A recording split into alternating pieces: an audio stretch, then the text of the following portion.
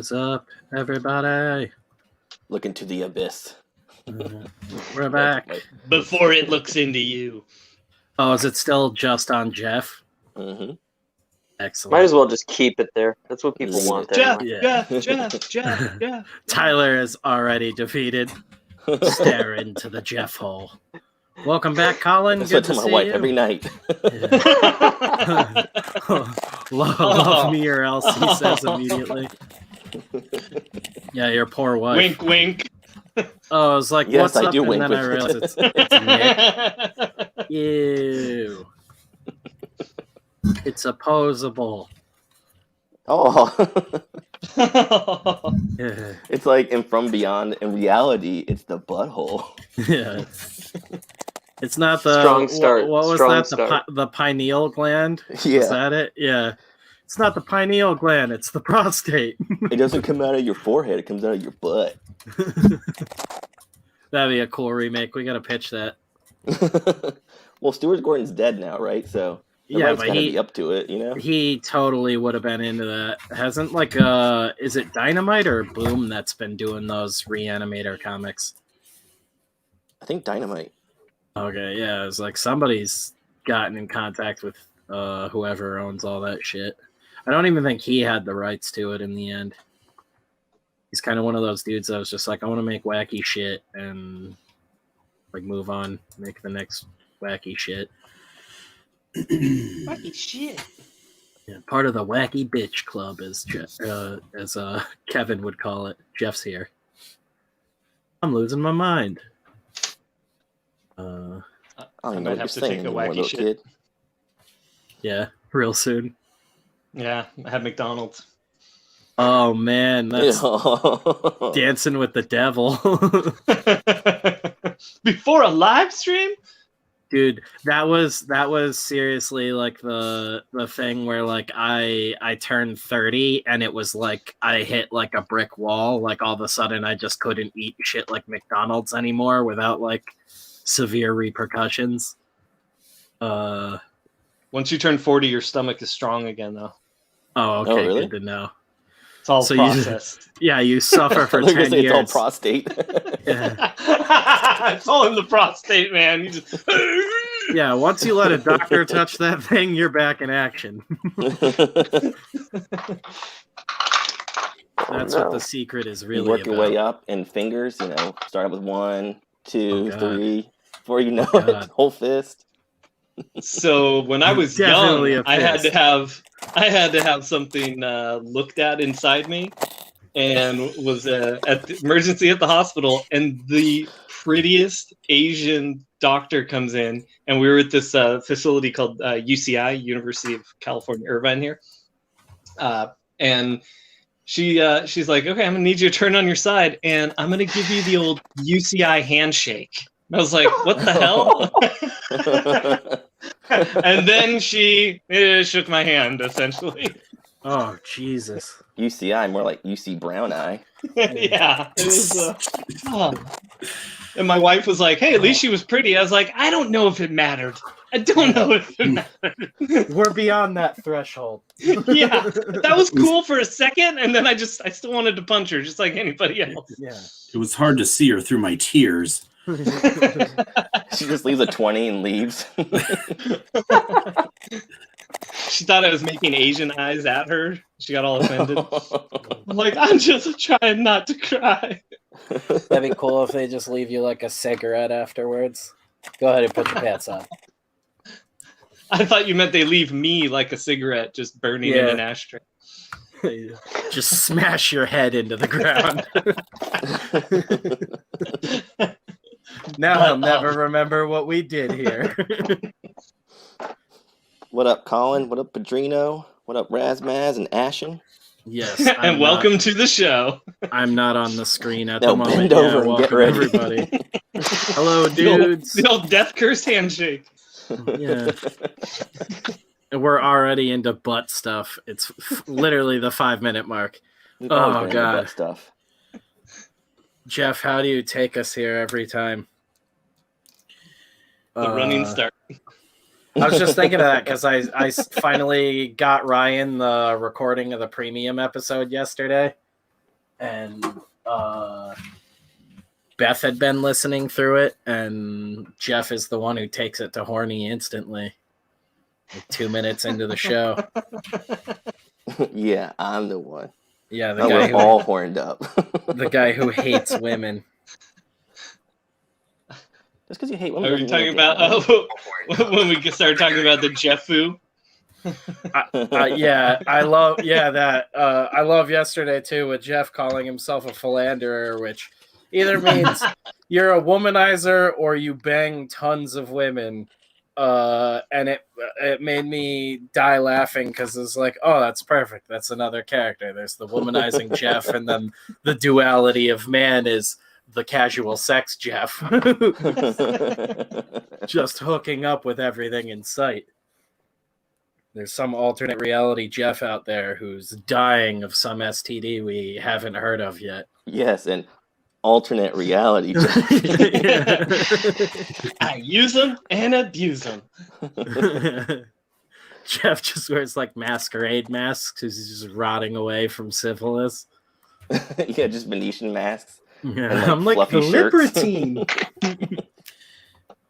You know, it still isn't 21. I need to grab some paper real quick for my printer so I can print out this script. I will be right back. So what is that code for? More butt stuff. It's like, I'm so horny for butt stuff, I have to leave the stream for a couple minutes. He's like, oh, I forgot my plug. Oh. He's gonna go pee on a bush. I can't believe I forgot this. He's trying to put the bush up his butt. I can't believe I didn't think of this sooner. Bring the bush in the office, then pee on it whenever I have to.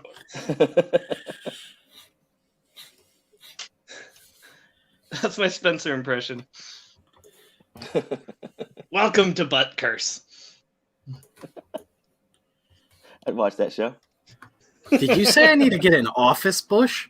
I thought that was you saying that. That's the greatest idea I've ever heard. Yeah, right? Brilliant. This is when we know Beth, if Beth's listening, because she'll chime in with like, no office bush. Right. Spencer goes to like Lowe's garden section. What's your best toilet bush? She was like,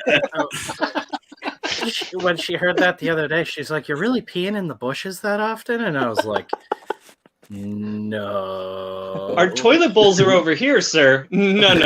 You don't understand. I What don't two know big what you're gin joint is talking this? about. Let me show Yeah. you on this bush what I mean. Need a good hardy bush. That ficus Nick just doesn't gets it. absorb the urine. I don't need a cactus. I don't need something that fights back. Spencer's mortal enemy is a cactus. Yes. I also need a hate the very desert. large planter, one without the hole in the bottom, preferably. As I lean into it.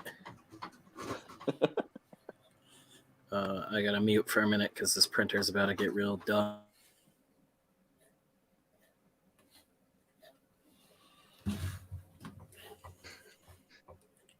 Print tarded.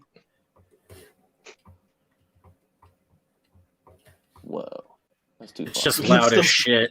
we can still so say I that, don't right? want- Yeah. Yeah. Too far in the This show, isn't man. censored. Speaking of which, before we get too far into the show, obviously all the links are in the description, but check out City of Rot on Indiegogo, Hammerella on Indiegogo, Wirehead on Indiegogo, all those sweet, sweet Alterna books like Red Koi and Can't Kill Cade from Tyler here and Nick's on Colors on Cade there with me and Kevin, who isn't here tonight.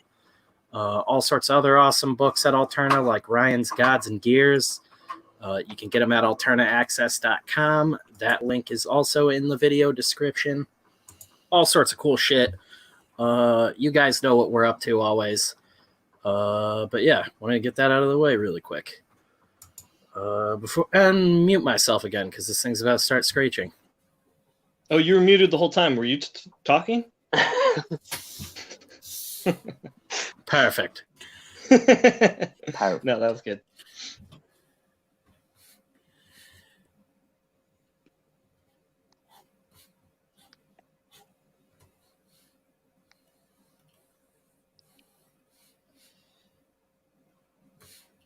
Now's the time where I shut up for the rest of the show. Yeah, right. Oh yeah, check out the Patreon as well. That link's all the way down at the bottom with Kevin's Patreon. But we're finally doing shit on it. Hilarious first episode. Yeah, the first episode of the little pod we're doing was a surprising success. Pod racing. Yeah. Wizard! Oh, man.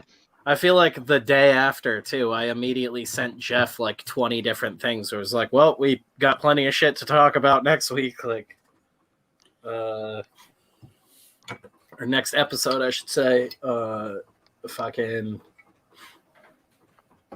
still don't know what the release schedule will be like, but it came out better than expected. You're welcome. Just like Right. Ryan's prostate. Thank God for Ryan. Yep. The old Ryan Wynn handshake. Art, see, I'm just going to lurk as I poop. I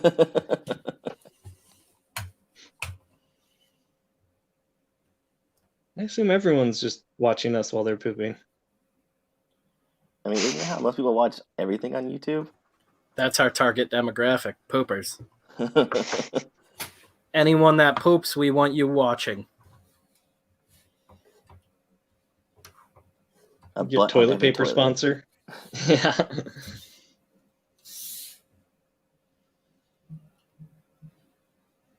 If there's one thing I know about my fans, it's that they definitely poop. It took a poll. Apparently, all of them poop. I wish like That can't be possible. serious publications would actually reach out to me for interviews like that. Like, I wish I was that kind of famous to just Girls do don't shit like poop? that. What are you working on? Figuring out if the girls poop or not. I know they get mad when you ask them. Yeah, jury's still out. None of them will answer me. They just punch me in the mouth. You're just hanging out at the bathrooms in the mall. I don't think they're pooping in there. I've been arrested again. Hey, you gonna poop in there? The conspiracy lives on. The man's trying to shut me down. We wash our hands, but never our phone. Don't gross me out. I gotta go burn my phone. How's this, Colin? Australians don't wash their phones? Yeah, no, it's the other way around for us. We don't wash our hands. We just wash our phones. Yeah. You sick weirdos. Sorry, I can't call you till tomorrow. My phone dries.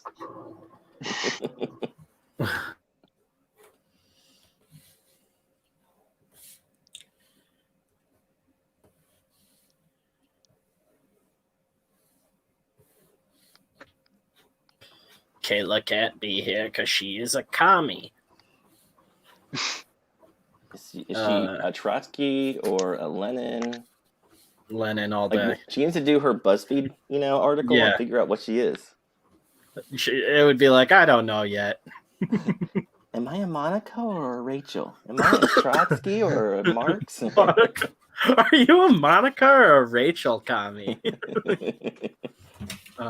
I ended up with 2 copies of Spirits of Vengeance CGC 9.6 and 1 copy CGC 9.8 First Appearance of the Ghost Rider Vengeance. Oh shit. I like keep thinking like, oh, I'm gonna get something graded, and then I just don't do it. I spend my money on making more comics like an asshole.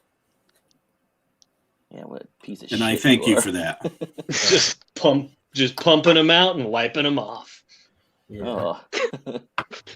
So far. other people can do the nerdy things that I want to do. So I can live vicariously through the people reading my work. That's creepy. I have a script now. I have an asshole. You'll fit right in here. Welcome, brother. That'd be a cool cult. That's the minimum requirements. I have a 9.8 spawn 1. There's just one guy with an asshole just waiting to be in. Like, oh. I was born medically without one. I love that Nick and Tyler are, for the most part, just like silent on this discussion now. Just like, nope, don't even need to chime in. Thanks for carrying the weight of that. Yeah, there's nothing of importance here. Yeah, I got nothing. Sorry. Don't know how to bring this one home. You guys are doing a great job, you know. I'm not gonna. Now I got my script printed out. Turn this fucking printer off. Put this delicate Alterna sketch cover to the side. Shout out to the dude that backed the Alterna campaign for me to do a Captain America. It came out on a Wednesday sketch cover. That's cool. I didn't know that. It's awesome. Yeah, a curveball for me, but I'm excited to do it. And then I got another one for a log sketch card. Dude, I just found out today from Peter that Nice. I got a, I don't know, someone's having me do a mummy commission, like from the Universal Monsters Mummy. I am so freaking excited to draw that. Yes. I have never drawn the mummy before, but that's going to be sweet. It is Yeah, gonna be like- sweet. Oh, I damn. think son, it would be I cool to gotta- see you do the whole set of them. Yeah. That would be. I would enjoy that, but Might start a fire in him. no. I got a sketch card to do Mr. Crypt. Sweet. I'm pretty That book stoked about it. cracks me up. I want to do like a really heavy metal Mr. Crypt. Well, I'm assuming whoever hired me to do it saw that Ghostwriter I did that was on like the alternate stream when Tyler and I battled. Yeah. So I'm totally doing it like that. That's why I was kind of bummed when like some of the people left Alterna and like stopped their contracts and stuff because I wanted to do this big crossover one shot in the Ransom verse. And that was like part of the idea. Not that Mr. Crypt is gone, but like Psycho KO showing up in the universe I really wanted to happen. And Ryan knows I'd actually like outlined a ton for it already and had a really good idea for it, but a lot of people left that were involved in it, so it just never came to fruition. Have to be completely rewritten now, but that was one of the few things I was looking forward to, was like well, not few things, but the like doing a weird like superhero universe take on these characters. Although Rob would probably still be down because Rob's on good terms and he's just doing his own thing. So I wouldn't be an alternative thing. But if you wanted to do something separate with him, I'm sure. Oh yeah, for sure. It's just a matter of like it was a bunch of different people and some that I don't think are as friendly now, and some who have just like completely left comics altogether, from what I've gathered. But I'm not going to get into the details of all that. It was just kind of like, oh, maybe I'll do it again one day. Why are you trying to bring us down, man?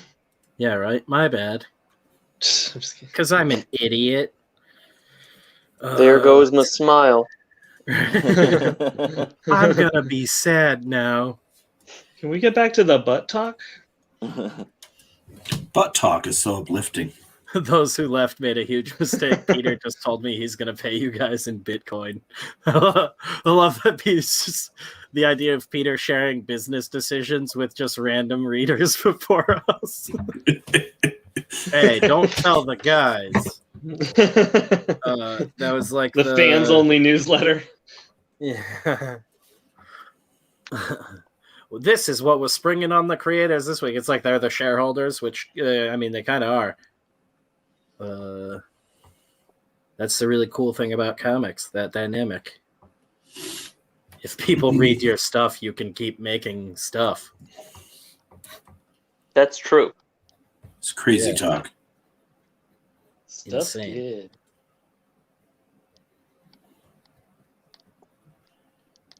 Theoretically, you can keep making stuff even if people don't read your stuff. Yeah. And eventually, some person might read that stuff. After you're dead. Yeah. A lot of times, a ton of people read your stuff after you're dead, and they start to really like you and wish they were around before you were dead. That's always pretty cool. I mean, you're not there for it. I mean, what's that thing? Van Gogh only sold one painting when he was alive. Just Yeah. one ear. You got to imagine, though, with like how many artists do you know that are just like horrible businessmen? Like the chances of that just being the case with that dude, where he just like botched every deal or didn't know how to talk to people. Okay, he was just a weirdo. Yeah. It's like, this art's dope, but that guy like eats his own hair and barks like a dog. Like the side of Van Gogh none of us knew. And his brother was a professional art dealer. Was he really? That'd be amazing. Yeah, Theo Van Gogh was. That's excellent. That's So how my he brother's got some of too his weird. connections. No, he tried. He was always trying. I don't think Vincent wanted to sell for a while. I think there was that kind of weird stuff too. Like, see the Ryan Wynn, if we wanted an art history lesson, we'll go to a different Right. stream, my friend. You're right. Yeah. What am I doing? Sorry. Let's go back to the poop. All right. Know your audience. I was just about to get to the prostitutes, but never mind. I was gonna say there I never butt got that. stuff? Especially back then too, when you're just like, I don't know what the fuck I'm gonna do for money. I'd be selling shit left and right. What do you mean back then? I'm like a weirdo. Yeah. Like Van Gogh. No, Like I mean, what do you Where's get? where's You Van mean Gogh? when you said back then? What am I gonna do for money? I was like, what do you mean back then? I ask Yeah. myself that every single day. Oh yeah. Well, that's what I mean though. Is like the circumstances were even worse back then. We have all sorts of new technologies and things, but That's true. not It's that absurdly easy. yeah, not that the struggle's any different, but there's a lot more access points to creating art now. And getting it out there. Like a lot of those guys too were like making their own paint and crazy shit like that. Mm.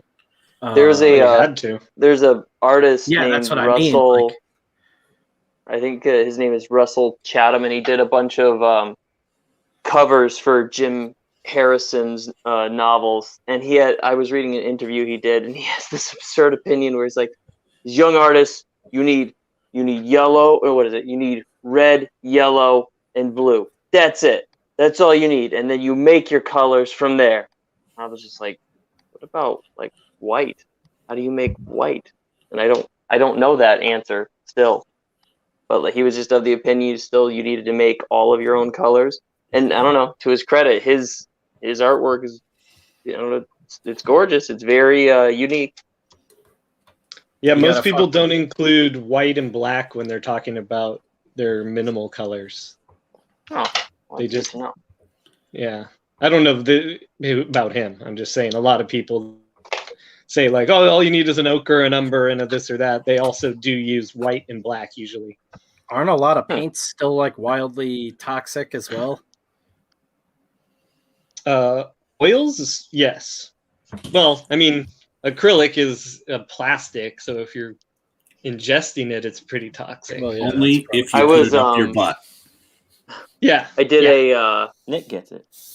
I did an icon painting, icon drawing workshop with a local guy in Portsmouth, and he had this really gorgeous icon on the wall of Mary, and I was asking, it was just really odd because it looked like white ink on like a densely painted kind of like splattered background. I was like, "What is that paint?" He's like, "Oh, it's a lead based something or other." I was like, "Oh, I didn't know that you could still do that." And also, I was like, I wonder if that's keeping it from being sold because it was a beautiful painting. Well, but that's what I mean. Is there's like pigments that are still like radioactive that are used and stuff. It's just used in very small amounts. Like, but I'm pretty sure like almost every paint that's used today is still like in some form like sort of toxic. Because of that, because there's so many pigments they're like radioactive. Some like of them that are can't be made with, legal like, though. metals. How could that be stuff. legal? No, it is. There's like trace heavy can metals buy, like, and stuff in like plutonium local on water Amazon. and shit. Yeah, like Oh, sure. you But can. I mean, toxic levels of these things in paint? No, that's what I'm Or saying. you're just is saying it's basic. toxic chemicals, but they like you figure if you're mixing your own paint, you need to get these base materials in larger quantities to be able to mix them. Mm. So being around it over long periods of time can also contribute to all sorts of health problems. I'm pretty sure it was Jackson Pollock that had all sorts of health issues later in life too, from just like the paint he used. Yeah, like zinc white is still really toxic. Like you shouldn't get it on your skin. If you wear zinc white, you should wear gloves. It has some privilege, you know. So of course, when I was 19, learning about like, oh, Van Gogh would clean his brush with his mouth, and there'd be a little bit of that. I'm like, well, of course I'm going to try it and see what happens. And that's what made Ryan the man he is today. Anything those guys did, I at least tried out. Why not? What's the worst that could happen after all?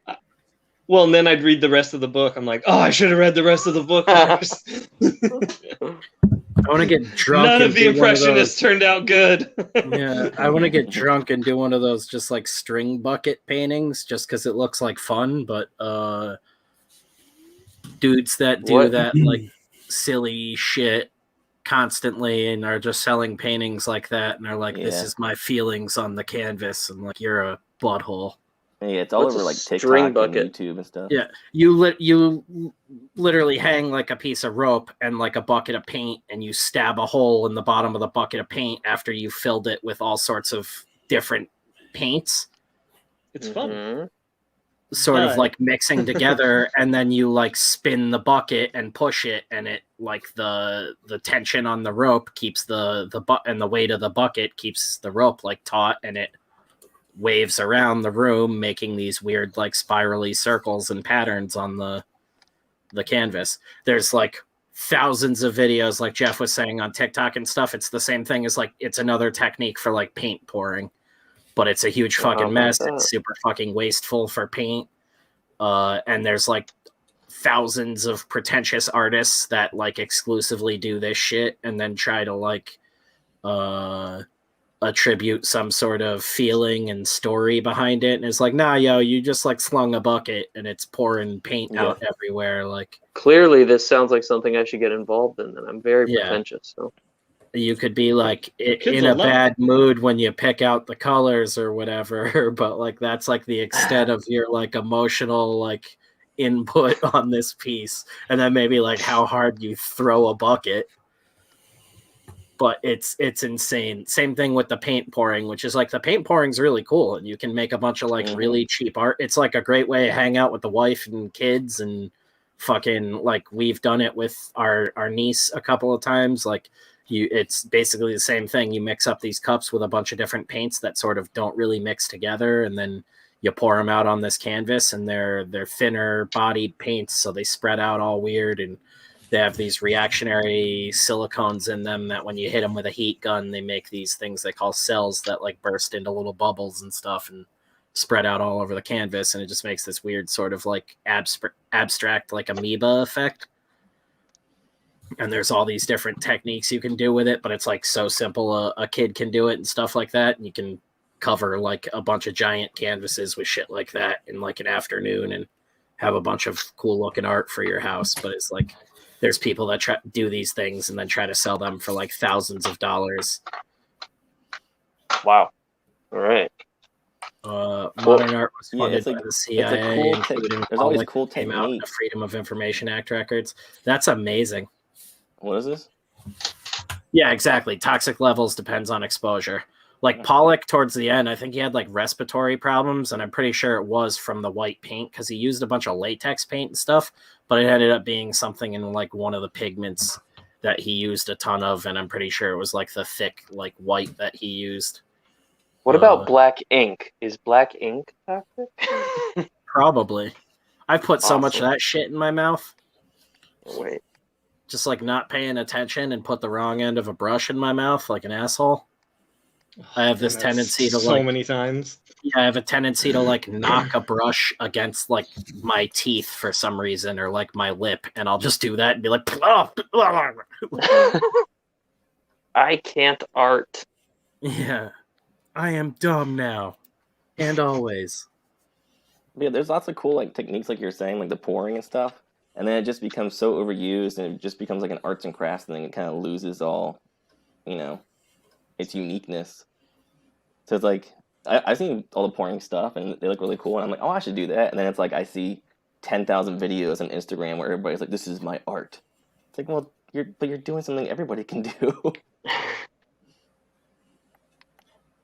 Jeff. Jeff's only comment on the video. Well, ... Is it your art though?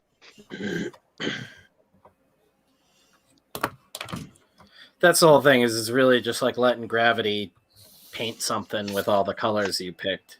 It's more like I feel like it'd probably be more exciting if you have kids. Like it's cool to do with like my niece, but Well, I think it's like a thing too that you could definitely incorporate it into your art. Oh, Like yeah. your art has to say something about, it's like something that from your perspective. So like if you could figure out a cool way to utilize it. I was that's just art, but talking it's to just Beth like- about that the other day because I thought that would be really cool if we did paint pours like that, and towards the tail end after the canvas is fully done, we shoot that on the 4K camera flat, and we use those for backgrounds in the short film. That'd be awesome. Yeah, because then you're utilizing it. Yeah, it's like we get that little bit of subtle movement on the end where it's not moving as much, and we just shoot it for like a couple minutes, so we have a lot of just like in sequence footage of it just sort of drifting to the side, and there's only going to be like a couple seconds from each part in it. But I was like, then that looks all weird and alien and like nothing else, because I kind of wanted this like weird animated element, because I feel like that'll add to the like the comping in everything together, sort of selling that like stop motion effect where it won't look like so Harryhausen and like stop motion-y. I don't know if that makes sense. Not if you're dissing Harryhausen. No, I'm just kidding. I know what you mean. Yeah. Oh no, I love Harryhausen. Like it's inspired me to do some more stop motion stuff with it. If you don't love Harryhausen, you're a commie. Yeah.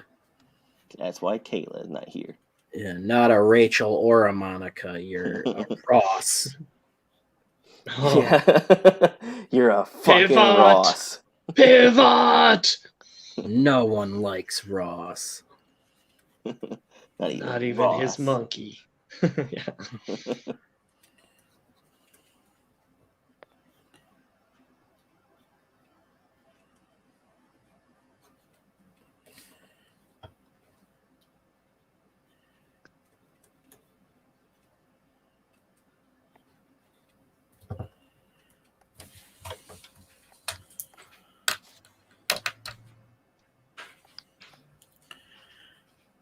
We got 10 people watching, but only 8 can manage to hit the like button. Come on, people. Damn. Come on, people. Dude, he just called you guys out. Damn. You got welched. That's a thing people say now.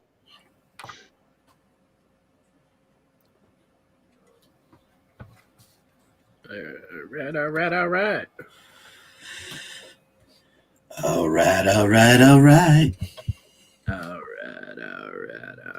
Oh my God, that was the other one I couldn't remember that we right. called on the channel. The McConaughey 3D Doritos. And that was such a weird one. Now, if Lambert shows up in Fast and the Furious, what, 10? I guess I have to like go out in a field and just shoot myself. I don't think I can top that. We were watching Mortal Kombat before I got on here. The new one or the old one? The old one. Oh, the new one's not out, is it? I think it comes out this month, doesn't it? I think you're right. I think like the very end of the month, like the 28th or something like that. Yeah, it's gonna be awesome. I love the old one. I love that. Yeah, they're like silly, like guilty pleasure movies. Yeah. The first one is like genuinely good, even with just like that could get like a pass from a fan for like updated CGI and be fucking amazing again. Like, well, yeah, that's the thing. When I was watching it, I was like, if they just didn't have the really bad early '90s CGI, this would actually look really, really and good. it really is like scenes that they could really like get a crazy studio in to like fully re-render those scenes as like CGI, and it would be light years better at this point. Mm-hmm.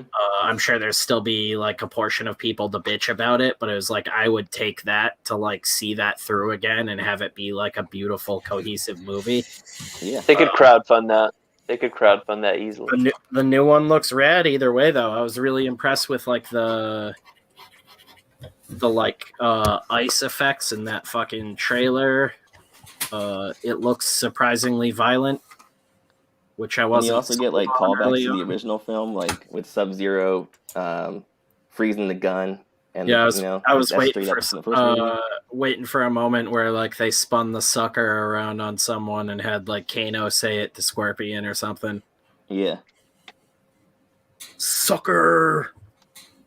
That shit, you can just like say that out of nowhere and Kevin will laugh like an idiot. So Razmaz has a question. So guys, will the comics be a one-shot or you plan to expand to more issues? Which comics are we talking about here? I'm assuming he's asking about the comics we're working on right now. Ah, that makes sense. One I'm shot. assuming. Mine would be considered a one-shot, just a single issue. That would technically fit into the Ransomverse. I don't know about everyone else. Oh, yeah. I think I could do more stories with this. I think this is something that I could expand on. Mine is a one shot. Mine is part of my comic series that I'm working on, so it is definitely going to more. Yeah. This story is a one shot for mine, but hopefully it's a character I do more with. But I am planning on having a finished version by the end of this, as bad as it may be. Then I'm going to take that and finish it, like do a properly finished one, and print up a newsprint copy that has the properly finished one in the front and then the 24-hour one in the back. Brilliant. That's awesome, dude.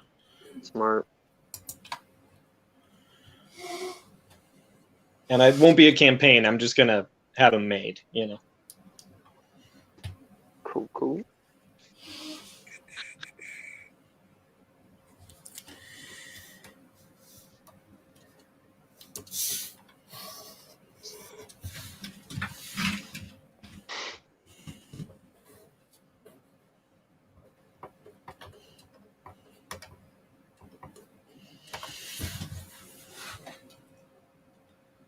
And thank you, Nick, for paying attention to the chat. I forgot to look. Yeah.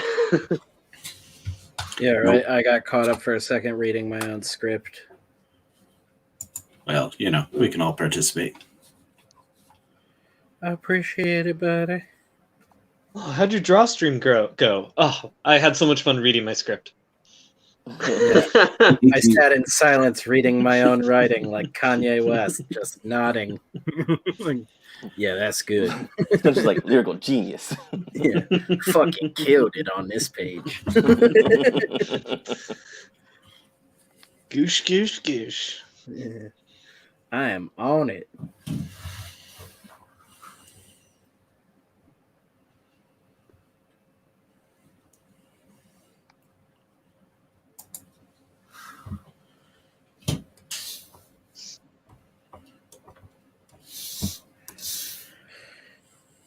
Just getting some little thumbnails in here so I have something to go on. Even if I get all of this done tonight, I'm like getting back on track and figuring things out.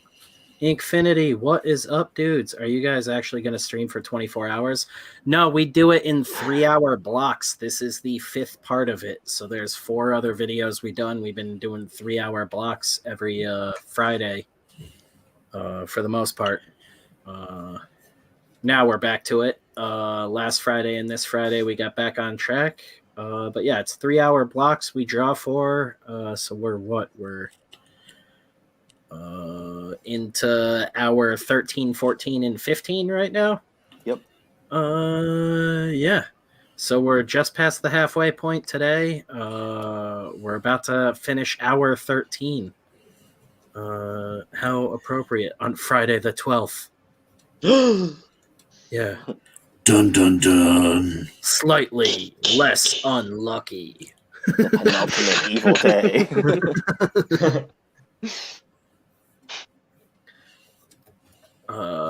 Here's a good one.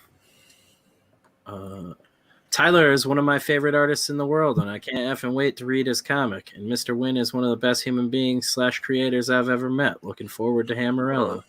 Well, he doesn't know Ryan very well. Yeah, right. That counters all the sadness that I just breed in this Who is that? stream. That would be Inkfinity Comics. Oh, mean, Infinity. that's- Thank you so much. Thank you very much. That's Alex, the writer and creator of Columns of Creation. It's going live April 2nd on Indiegogo. Yeah. And It's a he will sweet be title. he'll be launching on the Bancroft show, and we're going to be getting him on my show that week, too. That book Very cool. looks insane. Doesn't it? It looks like, I mean, his goal was to like make a book that like was as awesome as like Vertigo at its best, and it looks like it. Wait, what is this book? It's got art wise too, has kind of the like instant like visual appeal of like old Top Cow books for me. I remember just seeing like the promo image. I think it's for like a pre-launch page or something like that he had been sharing around. That was the first thing I'd ever saw from it. And then I believe it's him that reached out to me. They were looking for a letterer. Yes. Yeah. Book looks rad. I'm excited to see more of it. I'm terrible with names, so I'm sorry. I normally just remember like people's avatars or like profile names, whatever. So I knew him by Inkfinity, but I'm looking forward to that book. Yeah, Nick, I think it's right up your alley, man. So I found Inkfinity on Twitter, and I just signed up to get notified of the Indiegogo, and I'm just Same as you, check it Tyler. I out. think you're both gonna dig it. Cool. Very cool. Do you know the premise of the book, or I can just look it up? Yeah, we're gonna It's make sort you of look. like like the elements in embodied come down to earth and have some sort of trouble. I may have. Well, like, yeah, something like that. There's like a lightning character. That's It's my the favorite so columns far. of creation, Tyler. I'm sorry. You're right. I should have understood from the beginning. Yeah, there's a bit of an implication in the name. Stop embarrassing me, Tyler.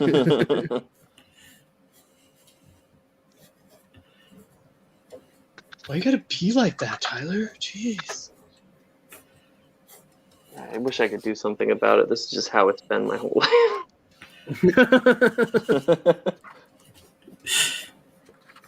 It comes from my mom's side of the family.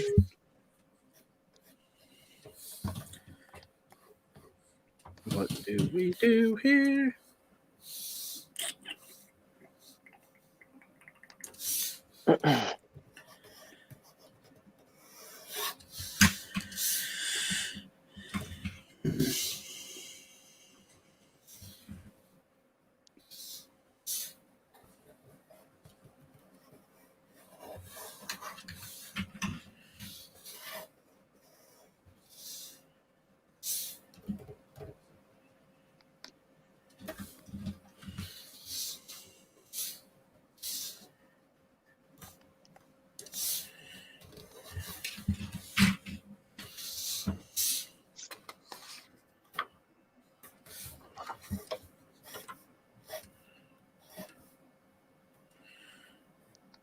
Man, if you asked me ahead of time, I would have said I'd have to pay you guys to shut up this long.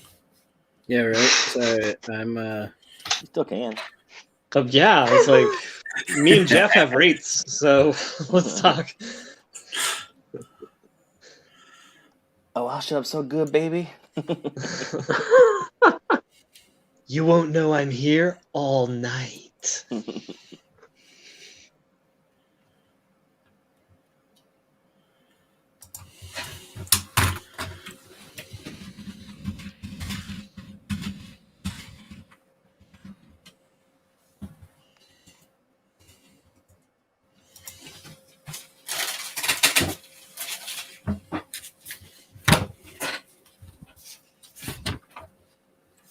Oh. Yeah. Oh, yeah, baby. Oh, yeah. Oh, do it again.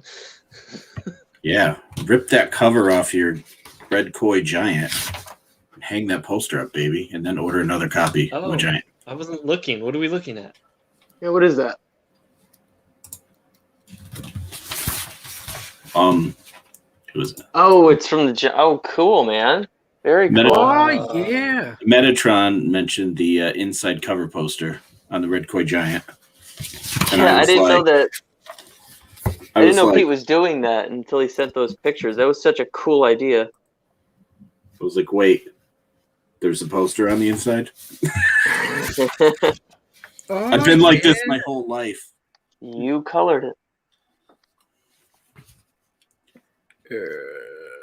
I still gotta read this story too. It's the. Oh, you mean the prequel or the actual issues themselves? No, the this flashback, black and white. Oh yeah. Is it at the beginning or at the end? At the end. Well, you said flashback, so I probably should have put that together. Don't listen to me tonight, okay? I'm clearly not making sense. Wow, this is Well, killer. read it to the people. Oh, thanks, dude. The Golden Citadel was built to demonstrate the grandeur of the shogunate in its supporting clans. Looks great. I gotta read my comics. I just got them sitting around. Isn't that always the way? Yeah. I bought Voidwalker issue 4 because I thought I had the first 3. And then I decided that I don't think I ever had issue 2 or 3. That's how bright I am. If you want, I can just send you the digitals to catch you up. Nah, man. Or I can send you physicals once I send out everything for everyone else. I just gotta add you to the list. What is up, Zaid? Nah, man. I will go to alternateaccess.com and I'll order the issues. There's other stuff I want to order too. I got a couple of I got the very loose little thumbnails for that second page done now.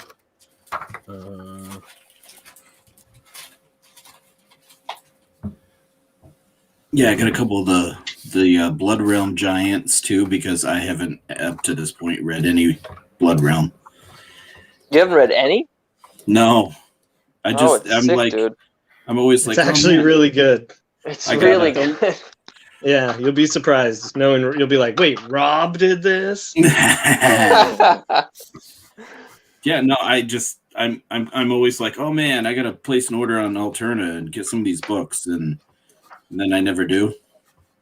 And then my comic shop closed up. Oh. So Pre-pandemic or for during the nerds. pandemic? well, December into January he closed. Oh. Bummer. So I don't know what I'm gonna do now. Spencer, I heard your comment. I don't know why you need to hurt me, but I respect it. I don't like it, but I respect it. I don't know why you wouldn't need to hurt Tyler, but Can't help myself.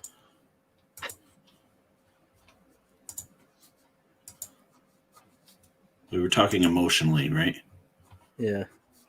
Oh. So emotionally manipulate good. that. my friends. Good times. It's like I can't wait for like the Dateline on me.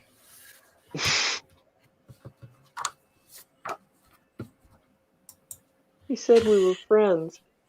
Tyler, I think you've been asked this before, but I don't know. Infinity is asking if there's any correlation between Red Koi and the Ghost of Tsushima game. No, actually, I found that, or I don't know. I saw.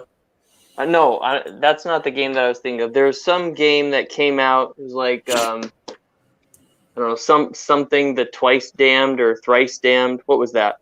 The samurai where he's Shadows got Die like Twice, Sekiro. Yeah, I saw that after Red Koi came out, and I was like, oh shit. Well, I'm glad that I didn't see this beforehand because it's like obviously samurai fantasy monsters and stuff like that. A lot of that, both of those came out post Red Koi, anyways. Like. Yeah, but yeah, no, I have not seen that, but I will check it out. I like to watch walkthroughs while I draw in the morning sometimes of video games. I never play video games. I'm not good at video games, but I like watching the walkthroughs on YouTube. Ghost of Tsushima was so accurate and did so much for the island of Tsushima that they are honoring the developers of the game soon. Wow, that's awesome. They just announced it recently, and they're like putting like an honorary like stone on the island for the developers. Wow, that is really cool, man. Yeah. It's like the people that are honored there are like people who fought against the Mongols to save that island. Like what the game is based on, essentially. Oh, okay. Yeah, I had no idea what it was about. Is that so? It's not fantasy at all, like the one that I mentioned. It's somewhat historically accurate and sort of like shed light on that whole Mongol invasion. Interesting. Yeah, I'm definitely gonna check that out. Yeah, the only reason they lost, if I remember correctly, because of the hurricane came in. Tsunami, was it? Or tsunami, yeah, right. I don't know what her name was. Don't spoil history for me, guys. I haven't beaten the game yet. Oh, sorry.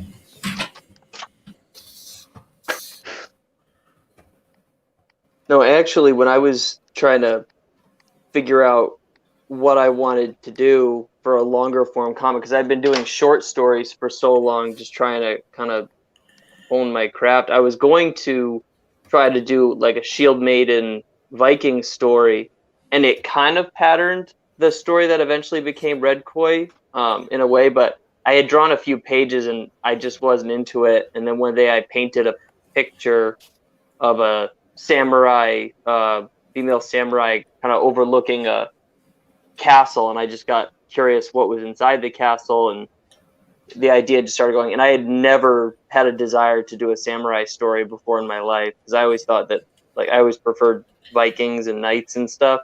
But I don't know, I really got into it and still very much enjoying the story. I'm glad you did. I mean, I like Viking stuff too, but I'm glad you didn't do that because I feel like there's just a lot of Viking stuff out there. Yeah. Yeah, I agree. Because, like, if you were worried about Ghost of Tsushima and Sekiro, you would have been bombarded by Viking things by the time that book came out. Yeah. It's like, that's okay. I just resurrected an old idea that it was originally conceived as a comic. I think I'm just going to do it as a pulp novel on my own, but I'm going to put it up on the Patreon as I work on it. But I had to can it years ago because it was too close to the Epstein stuff as the Epstein stuff was coming out. And your book Can't Kill Epstein? Yeah, the whole... yeah, it's just 90 pages of Hillary telling him you can't do it. No, but it was basically like a group of paramilitary operators who are brought in to hunt this global pedophile ring. And this was like a completely made up story. The Epstein stuff hadn't broke at the time. He was just like a weirdo pedophile no one really knew about. and then he got caught and then died. Yeah, but can you have the guy get caught in your story but have it turn out to be a clone? Yeah, right. It goes Really hardcore. clones Hard. himself just so. Somehow you pronounce the word dies, and I could hear quotes around it. He goes hardcore sci-fi.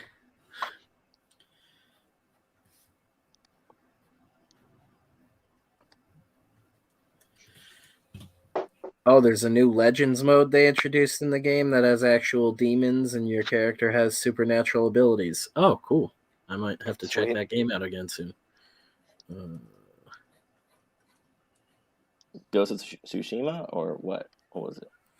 Yeah, Ghost of Tsushima. I want to play that. It looked really awesome. It's definitely fun, and if you like the Assassin's Creed games, it's sort of like a better version of those.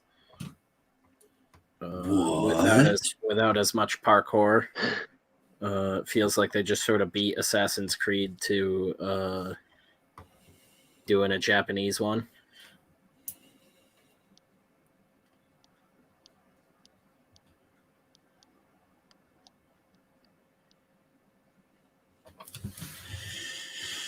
Oh boy.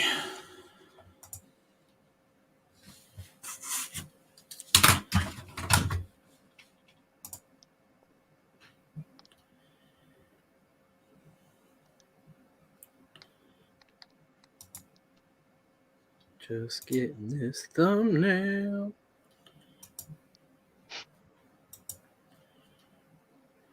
Post Pizzagate, yeah, essentially. So the timing would have came out where like the book wouldn't have been done in time, and all of this stuff started happening. And I was like, well, this is just gonna sound like I wrote a weird like alternate reality fan fiction about the Epstein case. Not like a fan of Epstein, but as like how I would have executed the operation and killed this guy. It was like would not have read very well, and it would have just looked like very hack writing with like how similar some stuff was. And the funny thing was I've said this before, but it was like loosely based on real events because it's going off of a couple of different things. And around the same time, I think the Arizona body chop thing had happened, and I looked into that, and there was some stuff like that in my story already because human trafficking deals with that. It's something like, I think it's only like 16% of human trafficking is sex trafficking, but like almost 100% of that it filters through America at some point in time, which is really fucking crazy. Yeah, too similar to real life memes, exactly. Epstein adjacent. So it's like a lot of things that needed to be tweaked and stuff. But one of the dudes is consulting on it now. I'm gonna be looking for some more ex-military guys to consult on it. It's a huge plus if you've actually done paramilitary contracting. If you've received hostile fire pay, that is a huge plus as well. I want to talk to guys who have come face to face with horrible shit. We will. So we will. we don't talk have to. behind closed doors. Yeah. But the book is coming together, and that'll be another thing where I'll probably just post like fragmented chapters and stuff as it's coming together over on the Patreon. And I actually posted a little 3D render I did for it last night, which I love. It's so subtle that a lot of the people I showed didn't even notice what was going on in it, which I like. It fits with the story. What did I miss? Oh, you didn't see it? I'm pretty sure I sent it to you on Twitter.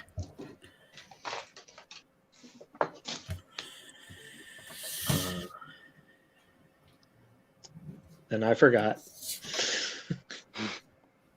Yeah, it's just the in the dark render that I did. Oh, yes. Yeah. That's for that little project. But I pulled out all the notes, started going through things, piecing things back together, changing some things.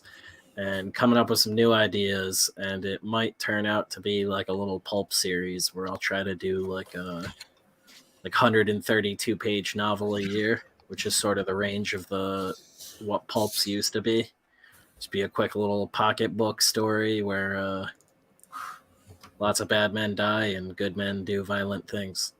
Be a lot of fun. All sorts of globe-trotting military espionage shit. The kind of shit I like. Just hire a Mexican living in a border town, same experience. Yeah, it's not too far off, depending on the year and the border town. I've been hearing things have been like heating back up big time too.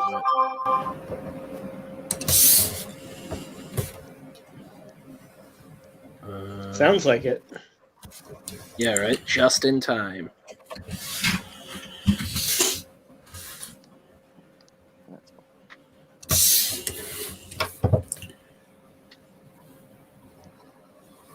Too bad Broccoli Rob didn't show up tonight. Although he said he might pop in for an hour or so later. He'll come in on the end. Good old Broccoli Rob.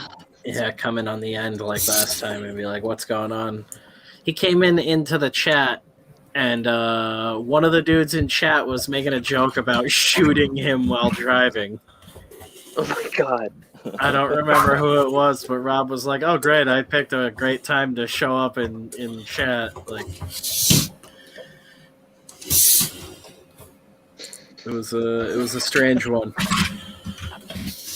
I want to know how his pages are as good or better than the pages he does, like when he has time. Like that's my question for him in this whole project. Because he's recording it ahead of time.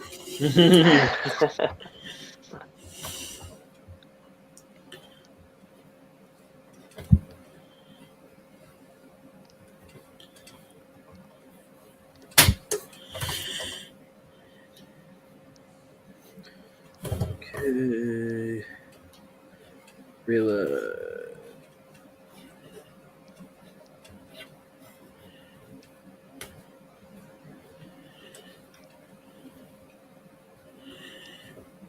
When I first met Rob at Comic Con, like seeing his banner with that first cover he had for Blood Realm, like it was the experience I had at Comic Con.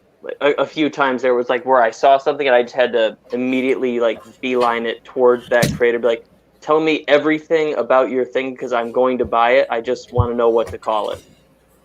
And I had that with him, and then with Stephen Frank's, is it Frag Silver? Have you guys read that? It's like like a Dracula heist comic series. It's all in black. Oh, it's all in black and white. It is so cool. He was an animator, or he is an animator, I think, for DreamWorks or something. But he's the sweetest guy to talk to. He gave me so much advice within like 20 minutes. But it was like I saw Rob's table. I ran over there, met him before I was ever with Alterna, or thought I'd ever work at for the same company as him. And then I went to Frank's table. Frank. But if you haven't checked out Silver, that is a sick book. It's like all the fun Dracula mythology, but like they're trying to steal his silver. And so it's like there's this giant like vampire meeting that's about to happen, and so that's sort of when they decide to infiltrate for some reason. I don't know, it's pretty cool. That sounds rad. It is. It like really is. It sounds like a Spencer pitch. Like, and you think he's done Kickstarters for, I think it's 4. I mean, I've got 4 volumes of it on my shelf, and each one is like a little thicker than the one before that. But the art is just so cinematic and so fun.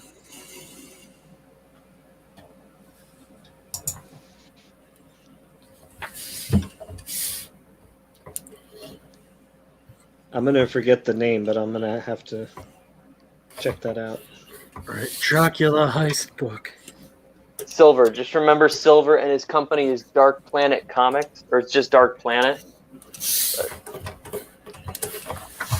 Like, I'm not going to remember anything. And you're like, just remember. I'm like, Just remember. My brain's mashed potatoes right now. Speaking of which, we're about 6 minutes past the hour mark.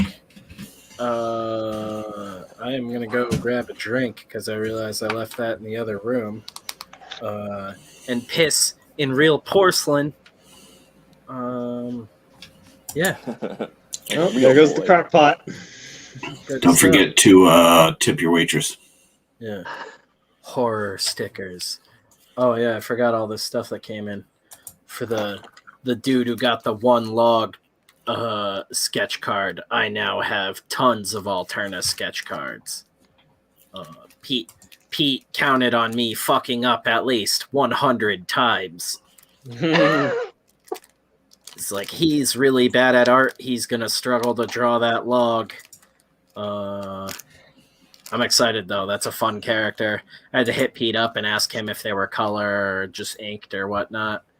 And they only asked for ink, which was kind of sad because I would have been all gooey, getting gooey with the boys. But I'm going to do it up. And I need to figure out something really cool for this guy for that sketch cover. Obviously, a really cool Captain America. But whoever you are, thank you for picking me.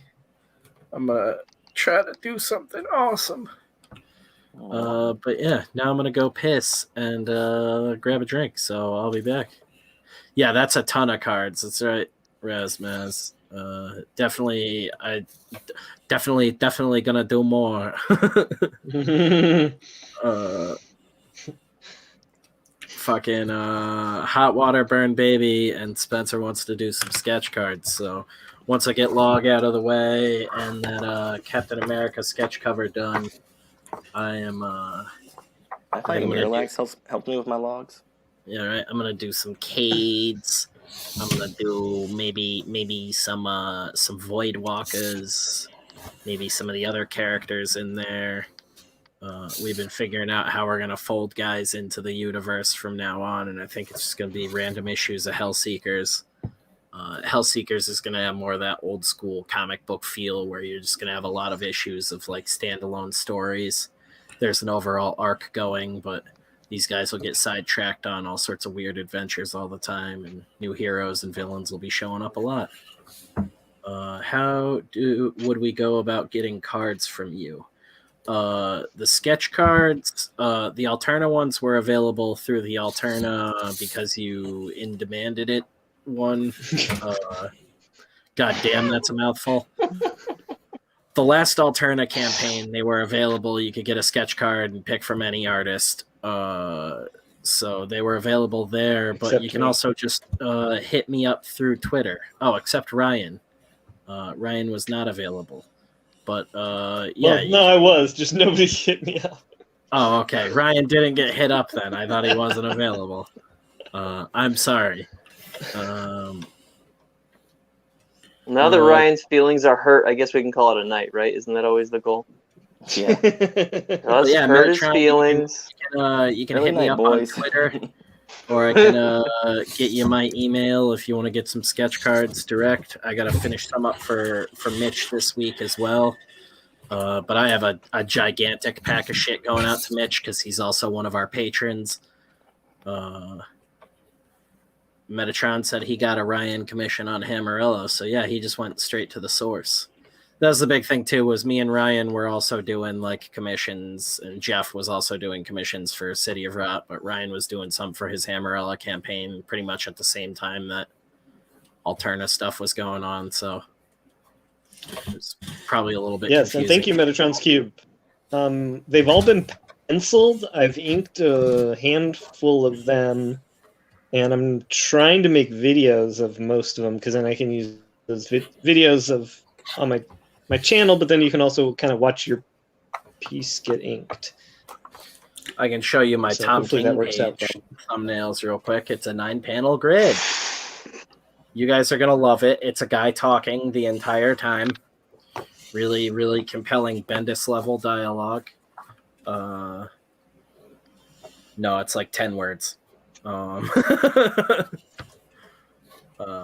gonna love it. But Make them all talk like teenagers. yeah. We're all drunk and we're talking about Twitter. Oh, that was so funny. Speaking of drunken Twitter, like yesterday, me telling you, hey, I just got a letter from DC about the NFT thing. I bet everyone's going to freak out tomorrow. And then I tune in today and everyone's freaking out. Oh my God. Yeah. It's like, that's gonna test a lot of convictions, man. People have been screaming about that for like a month straight now. And there's still no verifiable source on the whole eco thing other than it being in the blockchain in general. The only thing I can still find is that one fucking Medium article that links to something that some random dude on the internet made. And it was like, there's literally like nothing backing up that this is even real and not just like a randomized number generator that this thing fucking generates every time you click it. Well, I don't even believe most of these people understand, because I don't understand it, and it's a really complicated. Well, my whole thing is idea. if this But thing everybody's can, getting a decisive decision on how they like. They don't understand how they shit. feel about it. if They don't every understand time politics or business or any of the stuff they rant about. if any time one of these things was minted, it ate up fucking 5 years of energy. Wouldn't we be experiencing like immediately recognizable like all sorts of weird shit? Like I'm like confused as to how if it's this bad, how the government hasn't stepped in and started like regulating the shit out of this. Right. Like they do with all things that they can, either profit off of or just completely shut down because they're not allowed to be involved. Like this would be their in for crypto finally, is to be like, nope, fuck you guys, like shut it down. Like, But I'm like, this kind of just seems like nonsense propaganda from a bunch of idiots, and it almost feels like the anti-crypto scene is just like pushing it. Push it good. Yeah, exactly. Leave everyone confused. It's like, it wouldn't be surprising if it's like Wall Street people seeding this whole it's shitting on the planet thing because it gets fucking eco-friendly nutcases in a rage about it all of a sudden, which is exactly what we've experienced for the last month. It's like, I love the fucking planet too, but it doesn't make sense to me that fucking minting an image as a one-off thing on the internet is going to all of a sudden just expend all this shit. Yeah. What I like is somebody to explain it to me. I will fucking eat my words gladly, but it's like everybody's just like yelling emotionally and not really saying anything. Yeah, because like explain it, and nobody can explain it. They just know, well, I heard it's bad for the environment, so therefore it's bad. It's like this one website where this college kid on Medium wrote an article where he doesn't explain anything and just makes a bunch of weird inflammatory statements. And everybody just immediately decided, like, I am 100% on this side. It's like, I couldn't even verify the dude was a real person when I Googled his name afterwards. Like, right. that's how like thin that shit is. We're talking crypto art Metatron, which is even fucking more mind-numbing to me. But a bunch of very big name artists and stuff were all staunchly against it and everything. And then DC, one of the big two, fucking announces they're getting into NFTs today after sending out a secret letter yesterday. And I was surprised. I thought the letter was going to be like Twitter happy friendly, like, oh, don't worry, we're not going to do that. But it was like, so guess what? This is how it is. This is what we're doing. DC's dying. Deal with money. it. Yeah, we're making that eco scumbag money, I think is what they're calling them now. But it's like, man, that's really gonna test a lot of people now. Like, are you just done taking work from DC? Well, it's all Tyler critical and kind of I shit are because, so like, confused. Yeah, I had no idea what you're talking about. handful- I don't think it's something that I want to know about, though. It sounds like there's a lot of drama. It's the crypto art. You haven't heard anything about this?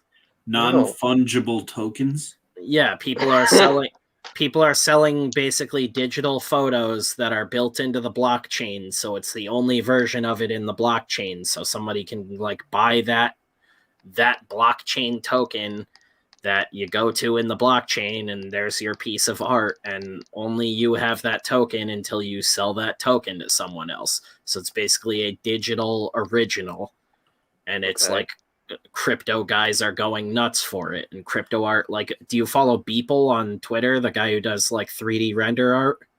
No. We ask him this every couple of weeks.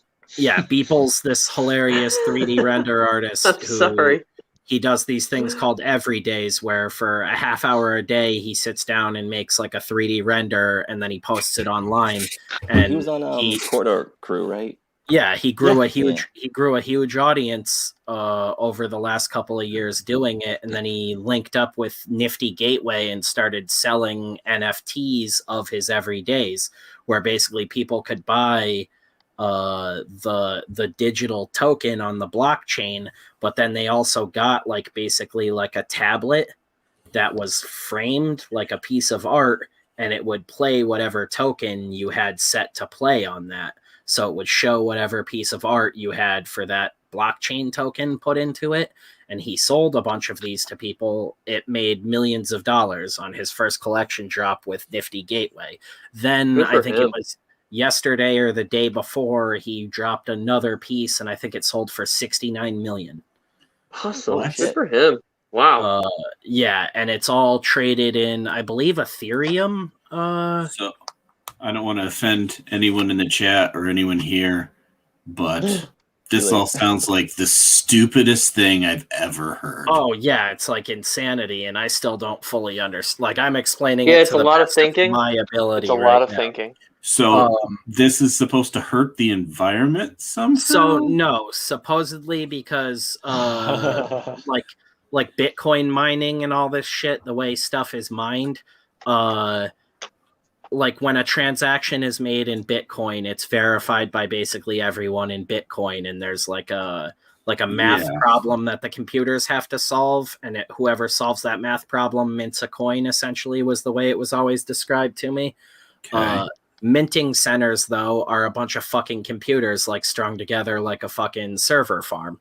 So it's all these computers pulling power at once, and they run on like fossil fuel generators, and these guys will just buy like giant plots of land and build these computer farms inside of like storage containers with like a giant AC, and then they're all hooked to like fossil fuel generators.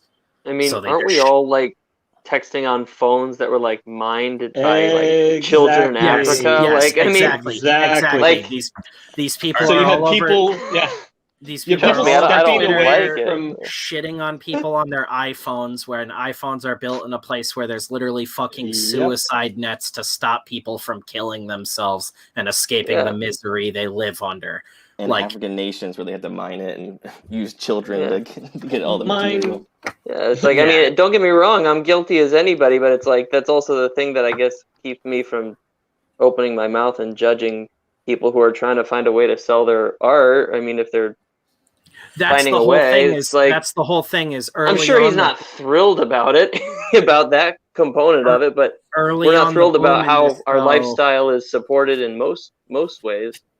The boom in this early on, though, was it was helping a lot of like digital artists and stuff that maybe didn't live in great areas and had like a big following online. But like, there's a bunch of guys down in South America and stuff that are like, I could never make this money in my lifetime down here. And they just made it in fucking 2 minutes online selling a digital piece of art, and they still have the physical fucking piece of art sitting in front of them that they can now keep or sell to someone else. Like, there's all these guys doing it right now and making tons of money.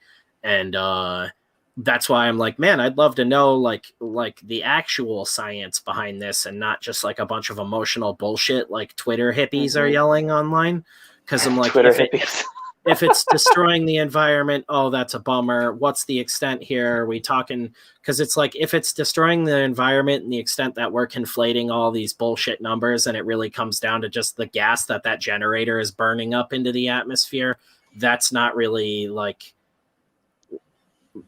But it's also people also they end up actually caring more about the environment once their GDP rises to $2,000. So the other thing is the expenditure on the environment is if the majority of these things are running on fossil fuel,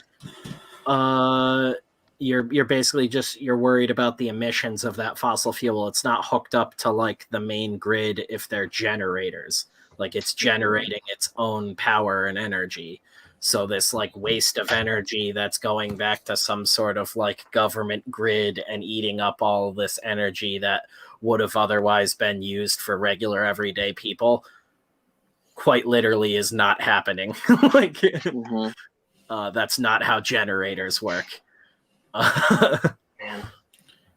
All right, I feel like that's the whole thing is at the end of the day, it's like is crypto just like, oh, it's bad because it's like a bunch more cars running constantly in the world? Yes, probably. But yeah, well, look, I mean, if you're going to have that opinion and you're going to be that hardcore about it, then the first thing you need to do is go outside and yank the power cord out of your house. Yeah, exactly. Because you can't sit at home, like you said, on iPhones and computers and tablets with running 57 different electronics in a refrigerator, and then all of a sudden getting a new phone annually when you know this shit can't be broken down. Like, you want to talk about being frugal? My ass still has an iPhone 8. I upgraded because I had to. Like a man. Yeah, they made me. Sir, we can't give this back to you. Yeah, iPhones made in labor camps from China. Oh yeah, dude. Like that's what I mean though. Is like everybody. There was that. Just looking for something to shout about while it's trending.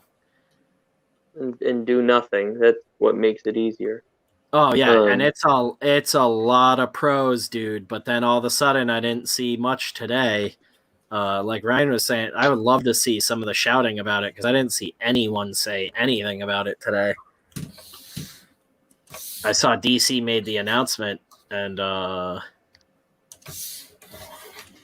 mean, trust me, man. There are a lot of things about the world and stuff and how, especially like how our lifestyle is supported and things that go into it that don't make me happy. But at the end of the day, it's also about how you conduct yourself and treat other people and.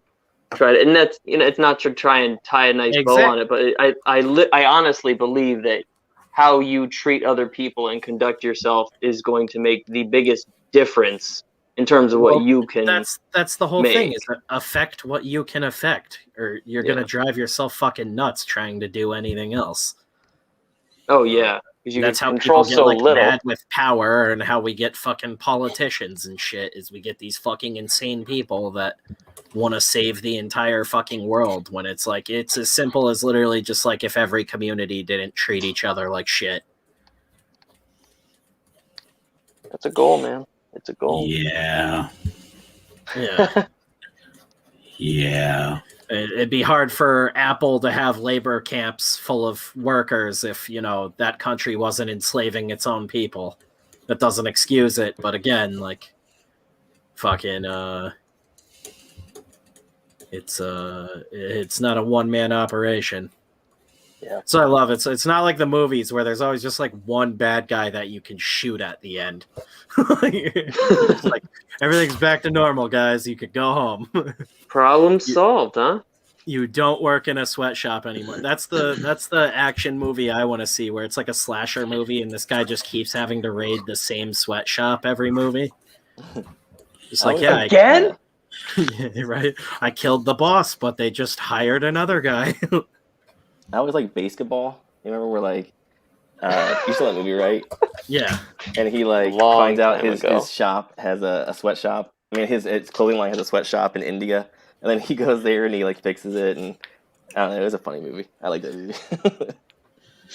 I have nothing to say. I just remember that movie. I liked it. Pretty much. Did you guys watch the Pandemic special? Or the that was the first one. The Pandemic and the what was the new one that just came out? South Park came out Wednesday. Nope. Oh yeah, I don't know. I'm years behind. Yeah, the yeah. fucking vaccination special. Vaccination. Yeah, that was it. How was it? It was okay. I was kind of disappointed in it. So you don't sound thrilled, Jeff. Oh. Who took the smile off your face? I want to know right now.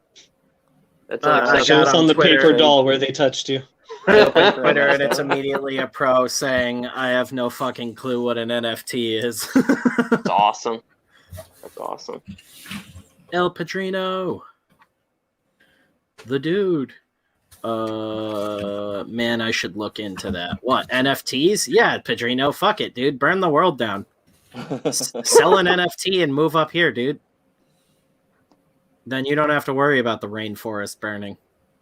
You're like far away from it. Booyah.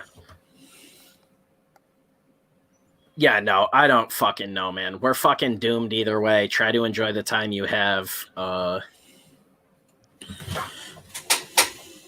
NFT is the new NFL. Yeah, it's just 10 years from now. It's just going to be thousands of nerds day trading and no forms of entertainment left. We're eventually going to be able to just plug a USB into our head and into our computer, and you won't even have to read shit anymore. It'll just be in your brain. And the government will know where we are all the time, at all times. day. People can just assassinate you by fucking, deleting Windows 32. Just hack in and delete your operating system while you're sleeping. Because you left your head USB plugged in. That'll be cool. Cyberpunk. It's Let's all lazier kill each than we other. thought. Yeah. That's the reality, Ryan. That's where we're headed. We're evidently up against EVS on a stream tonight. He's back to streaming regularly. Poor guy has no chance. Yeah, right? Yeah. I was gonna say, can you even say that's up against? That's kind of like It's really nice. Thanks for saying that, by the way. That's sweet. Yeah, it's like a baby just punching at his shins. I can't even imagine. What's he got? Like 800 people watching him. I don't want to know. I don't want to hurt like that. Who's EVS? Your EVS. It's another non-fungible token. Oh my god, dude. I gotta do that. I gotta just make an EFT of EVS. Or NFT, EFT. Jesus Christ, my brain's rotting. I don't even remember the... I thought I smelled something. Take the USB out. Right? Yeah. Uh-oh. I'm getting hacked, guys. Yeah, I need to go piss. I said that like 20 minutes ago. Go piss. I'll be back, dudes. Have you guys been following the Battle Chaser stuff? Man, no. But I saw like one image and I was like, holy crap, that's happening? I need to get in on that. But it's not Joe Mad. I know, but the art still looks sweet. I know, but he promised he was going to do it. Well, What's happening with it? He's finishing the book? Yeah, so if anybody doesn't know, he did a Kickstarter for the video game for Battle Chasers. Like, Yeah. I think 5 years ago. Oh, And wow. one of the perks was that he was going to draw issue 10 and finally like give some kind of closure. Mm-hmm. And for years, the comic never came out. And so if you go to the Kickstarter, you can actually see like customers just going crazy and like, where's our perks? Where's this? Where's that? Why isn't the book done yet? And he finally announced it, like I think earlier, like this month, that he was going to have it done. But then when he released the images, it's not him actually drawing it, even though in the Kickstarter it says explicitly Joe Mad is drawing it. What's the reaction been like? Well, a lot of people are really pissed off. If you go to his Instagram where he announced it, everybody's like, that's cool, but you said you were gonna finish it, and Why that's won't not he what we draw paid it? for. I don't know. He's like, I've watched interviews with him, and I think he doesn't care about Battle Chasers. It's a property that he was really successful with, that they can make into a game. Mhm. Because there's a documentary of him on YouTube. I think And I he saw kinda talks that. about, yeah, it's a cool documentary, but he just seems kind of like too cool for school sometimes, and like I don't know, it just seems like he doesn't really care about that stuff. Like he's like, oh yeah, like he even says at one point like, oh yeah, the fans always remind me I haven't finished it. It's like, well, yeah, Yeah, dude, because okay, I you kind of remember let people that. high and dry. Look, again, I don't want to be a jerk or anything to anybody that backed that, but if you believed for a hot minute that he was ever going to actually finish it Yeah. when he couldn't finish it to begin with, Yep. yeah, But see, even then, I don't think he couldn't finish it. I just don't think he cared to finish it. No, 'Cause, like, exactly. he even Yeah, said it's in true. like interviews, I remember way back in the day when he was still doing X-Men, he was saying like, oh yeah, trying to get done in between Street Fighter, games. Like I think he just loves video games, Yeah. and he made enough that he didn't really have to finish anything. Like Battle Chasers was gigantic. I So can't I remember don't think where he really I cared to heard it, finish it. but someone was talking about Joe and they just described. They said, "I just think he loves drawing, not necessarily drawing comics, but just drawing cool stuff, and this Yeah. maybe just being done with it." Yeah. Which, Yeah, I think hey, that's I right. mean, can't fault him for that, I guess. But Yeah. And like I used to be a fan when I was a kid, but I didn't really follow his career after that. Like I know he did Ultimates and Spider-Man and stuff. But when Battle Chasers was out, like I was a teenager and I used to call my comic shop like, is it out yet? And they're like, no. Is it out yet? No. stop It's like calling, Jeff. Yeah, 2 years it's go on your by. list, bro. We will get you the book. You called So eventually yesterday. I was like, all right, I guess it's never coming out, so I don't really care. And then one issue did come out, and I was like, oh well, 3 years later. Can't expect the other ones to come out any sooner. Jeff was just sitting quietly next to his phone for those 3 years. I was doing like the when they release like a new PlayStation, everybody camps out. I was doing that for like 10 years. The only one camping out outside the comic book store. It's not that kind of thing, right? I never read I'm any first. Yeah, his stuff, it's dynamic and cool. Not really my cup of tea, but I understand why people like it so much. It's very interesting to look at. Mm-hmm. Yeah, I loved it when it was coming out, but I don't know. Yeah, back in my day, if you could. What happened? Joe Matt killed him.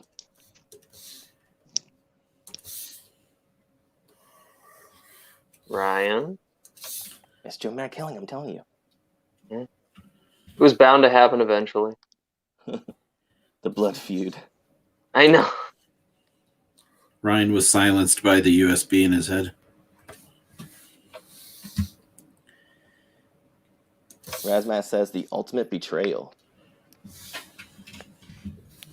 Metatron's Cube, new Battle Chaser's not mad. Yeah, I don't remember the guy's name that's drawing it. I mean, it looks good. It looks really cool, but it's just kind of like, if I it's paid like money for that and I found out he wasn't doing it, which is like the whole purpose is getting his art, it's like bait and switch. well, it's like how I that's the way I feel when it's not Mike Mignola drawing Hellboy.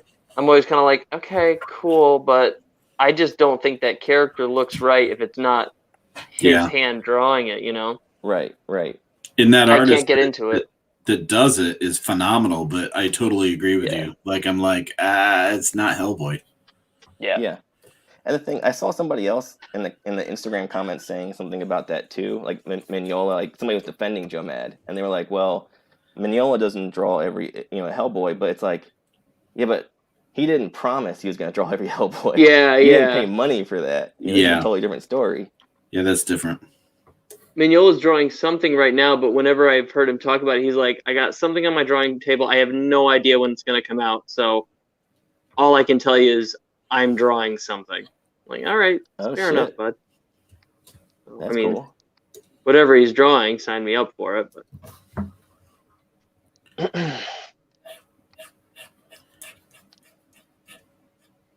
he has a documentary coming out too. He does? Yeah, they're doing a documentary about him. Oh God, is Yeah. there a trailer? No, he just announced it. Oh jeez. Well, that'll be sick. When I was actually like starting to try and get serious about comics, I watched so many of his Q&As at like different cons and stuff. Mm-hmm. He had a, and then you get little tidbits from his life. He's had a very very interesting life. I just feel like the way he presents it, it's like he just kept sort of stumbling into opportunities and raising his hand to do things and like trying to stick with his strengths, but he's kind of pushed into actually like drawing when he just wanted to ink, and then writing when he just wanted to draw.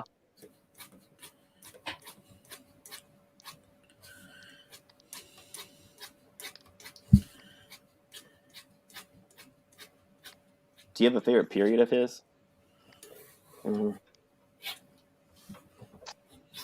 Yeah. Well, I guess it's unfair because I loved Hellboy in Hell. Like I really loved that series, and I love the Third Wish.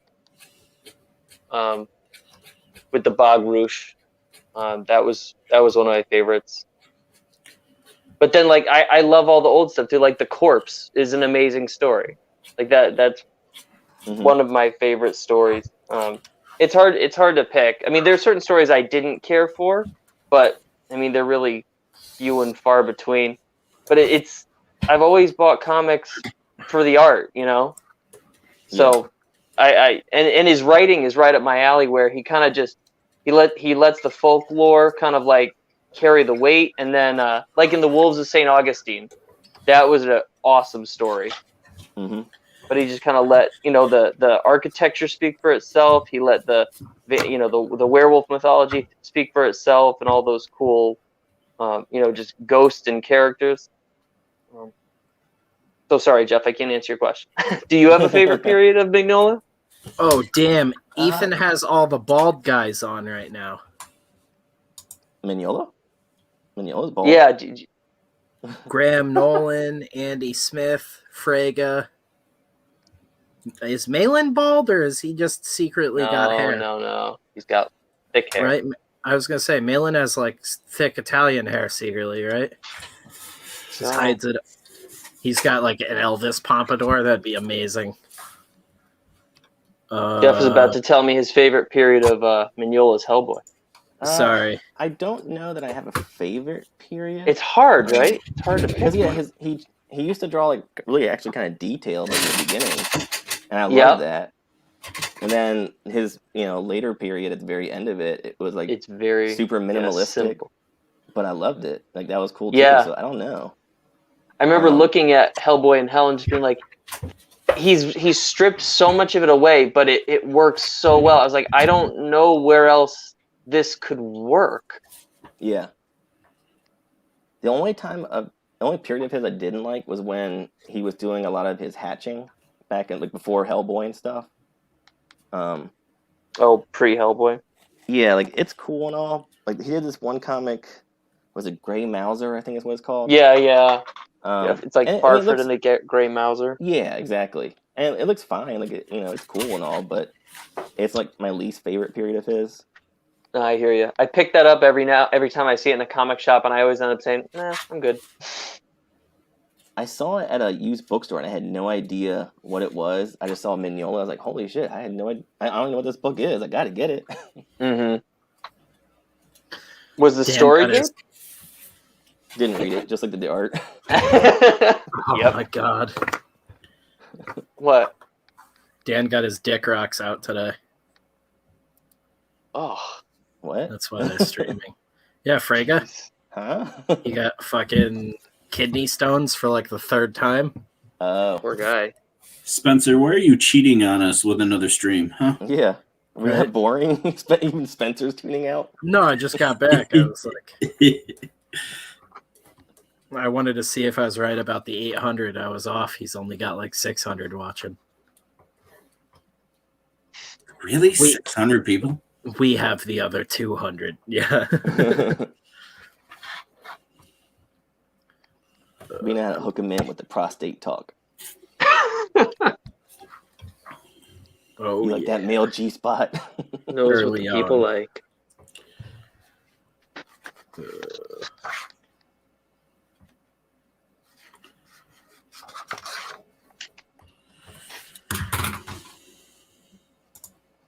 Still Getting into the point where this is starting to hurt.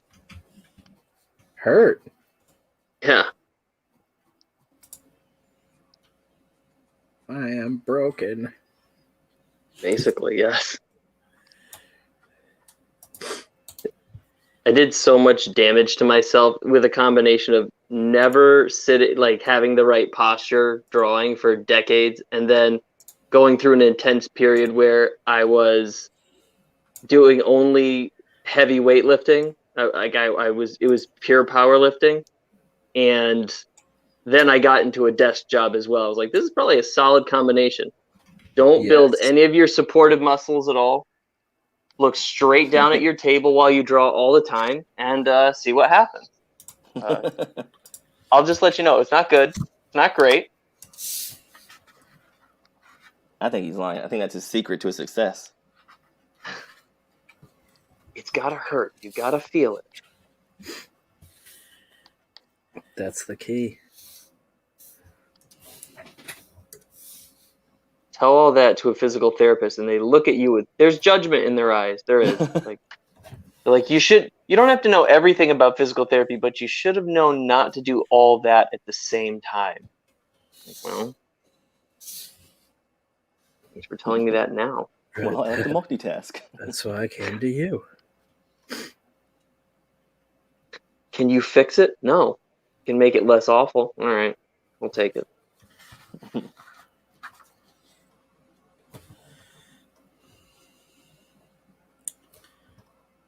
We know Ryan's in full work mode now because he's just silent. Yeah. Oh, he's gone. He was mid sentence and then he just like disappeared. It was weird. He didn't say something, and then he just got quiet. That's hilarious. Yeah, he's not even backstage. Oh wait, he ducked out of the whole stream. Oh shit. Yeah. I was drawing. I wasn't even paying attention. What if he pooped himself? I was like, did that happen while I was gone? Oh man, McDonald's came down on him. He pooped himself. Yeah, he had to run. He had the runs.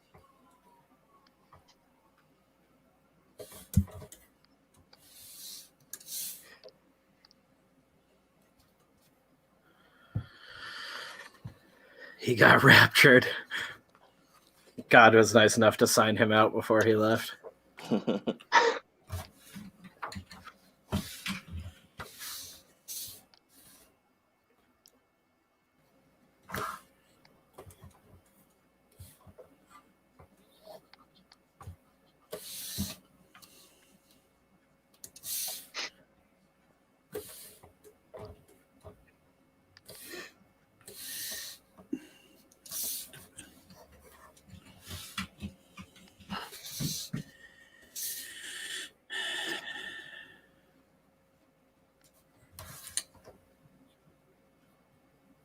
Did you have a favorite Hellboy story, Jeff? I'm just going to keep the Hellboy conversation going.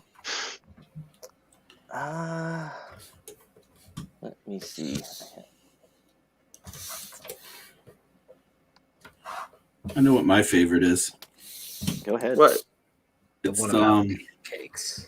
Oh, what's it called? Oh, I do love that. The pancakes. Yeah. Yeah. No, I feel like everyone does. That's why I said. Yeah, it's hard. It's hard not to. it's one of the short stories. It's like with the flowers with the lilies and the Oh God, yeah. dragon thing. Yes. I think the short stories are some of the best. Yeah, oh man, Nick, that's one of my favorites too. I've said that about all of his stuff essentially, but yeah, that's a great one. I love that mix of like Arthurian kind of legend stuff that he throws in there in the mythology. Oh, I like the one with the mermaid. You know that one? Yeah, isn't that the Third Wish? Is that it? Or is the Third Wish the one that? Yeah, it's the Third Wish because the mermaids get they get a wish each, and there are three of them, And if anybody wants to correct me on that, if I got that wrong, feel free. But I'm pretty sure it's because I love that one too. Fuck you, you're wrong. No. Nice try, asshole. Oh, You're out. we'll be at your home momentarily to punch you in the face. Fair enough. Wild Hunt is Ryan's favorite. Ryan, what happened to you? Oh, he's in the bathroom. I like the first one too. Was it Conqueror Worm? Yeah, Conqueror Worm was good. That was cool. But I don't know. I like really, all of his stuff that he actually drew. I really love. Yeah, the Mad Scientist stories are fun, and I do enjoy them a lot. But I feel like it's always his more mythological stuff that I'm more excited about.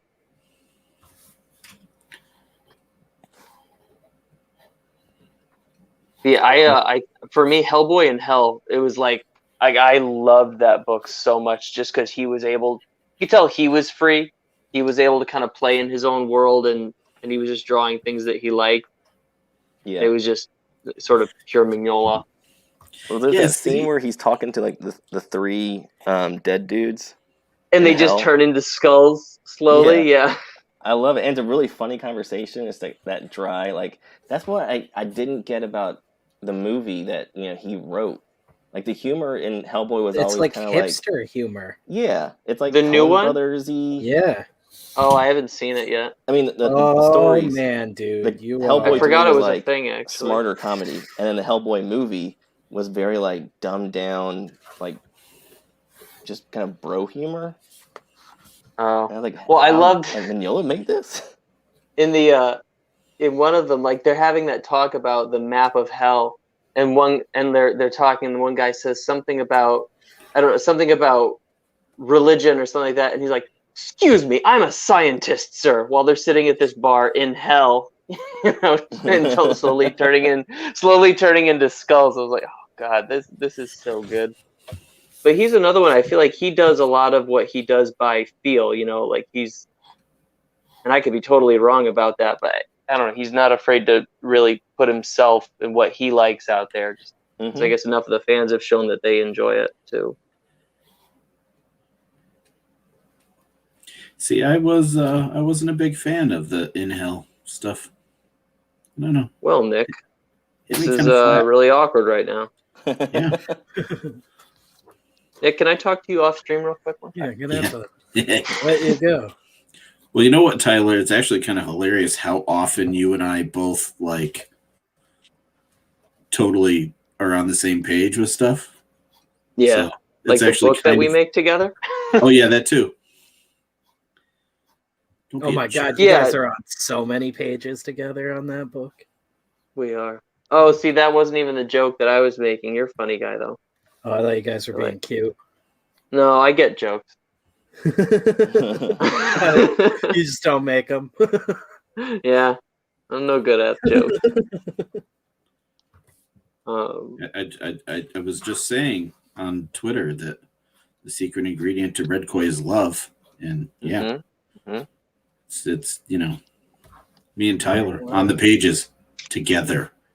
It's true. Two grown men making love on the page. Every single copy.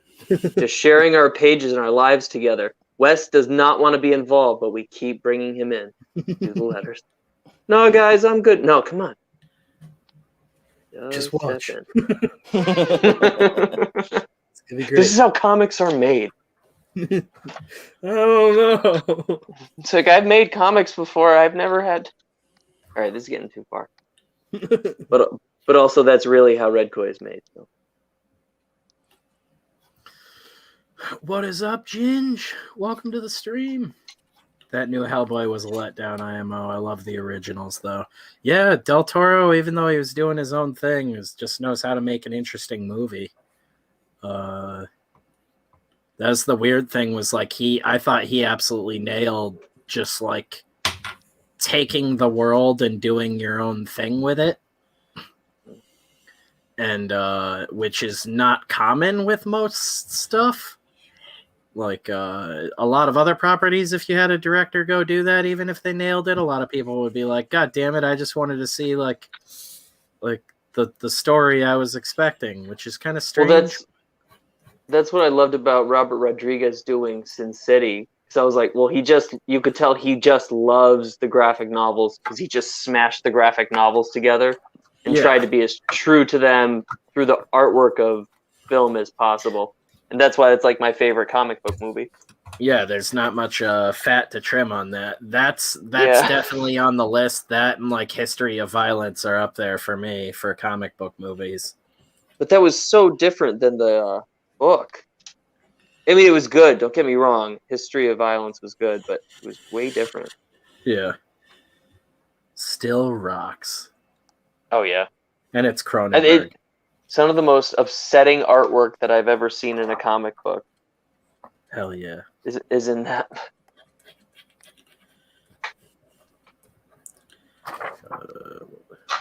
And I know you're all thinking, wow, you haven't read very many disturbing comic books. And that's true. That's true.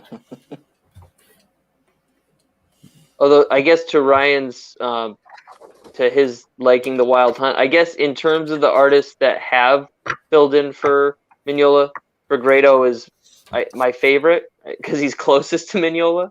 Yeah, he really tries to like capture his style.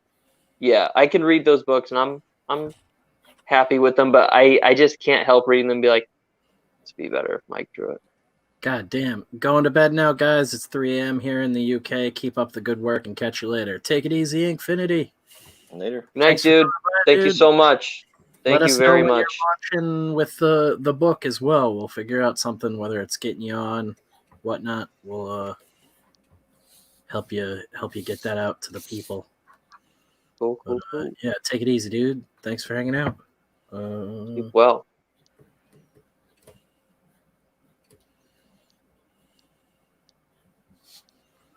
What do we got here? 6 panels. 6 panels? Why I did this to myself so I know how all the guys I work with feel.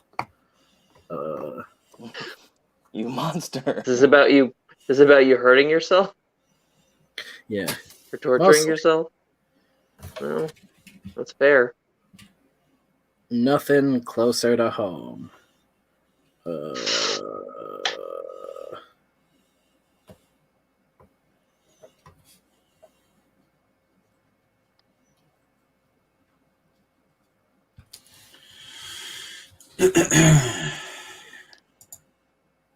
Did I miss why Ryan isn't in here? And I don't know. He's just in chat. I'll be back, he said. Okay. Yeah, he's dying. I think the McDonald's did finally hit him. He's watching from the toilet, which brings us full circle. Yeah. To the start of the show. It really does. It was all meant to be.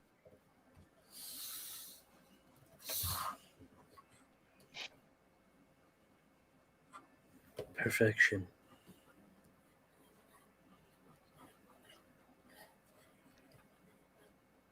After last week's stream, I came out of the room. My wife was still up, and I was just telling her about it. And it's like, I got my pencils done. Wait, how many pages do I have to get inked before it's over? And I can't remember what she said, but I do remember thinking, oh yeah, that's not going to happen. I will finish the story, but I was like, I don't know if all that's going to get done.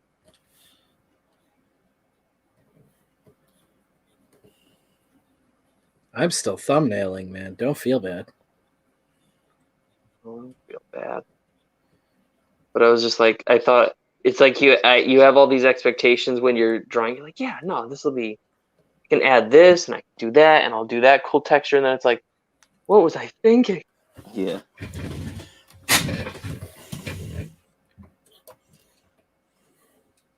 But it's fun. It's a challenge. There's no way I really would have made time to make anything non-Redcoy related without this project. So, cool to have the opportunity. I'm super stoked about what you're working on too, man. So, Oh, thanks. I'm stoked Can't about wait. yours. I didn't realize you were such like a Doctor Strange, like mystical magic fan. I mean, it makes sense why your like colors are so good on Red Koi just because there's a little bit of that, but I didn't know that you liked it so much. I didn't know I liked it so much either until like a year ago. Oh, cool. I don't know, just as I've been developing my own comic and stuff, I just gotten more and more into that visual kind of thing, you know? Now, you had originally planned to do Curse of These Bones, and then you were thinking Samurex. Did this kind of take you back into Curse of These Bones? Or is this a different project altogether from that? This that I'm working on right now? Yes. I had already switched back to Curse of These Bones stuff, and then I had this story already. I had some notes on it and written a little bit, and then this challenge came up, and I was like, okay, well, I'll do that story, which will be a part of the other main story I'm doing. So yeah, it's all part of the. Really, it's like this guy is like really one of the main characters. And the other part of the story is about the other guy who's the other main character. And then kind of after this story and that story, kind of at the end of that story, they come together. And that's sort of like it almost feels like a prequel in a way, because that's like when those two guys come together, that's when things really start happening. But cool.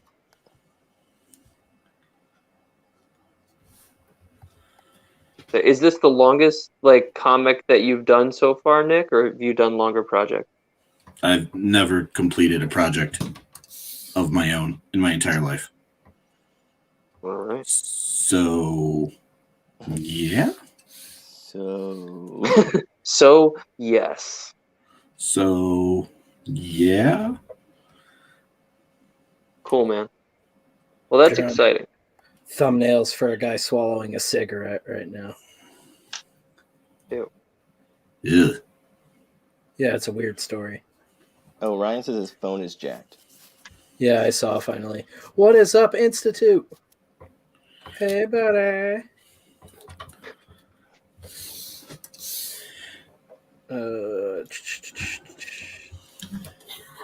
So I had about, I don't know, 8 to 10 pages done on Curse of These Bones on an early iteration, which is some of the stuff that I showed you, Tyler, when I was pitching that color for you. wasn't it that like gorgeous was it like a gateway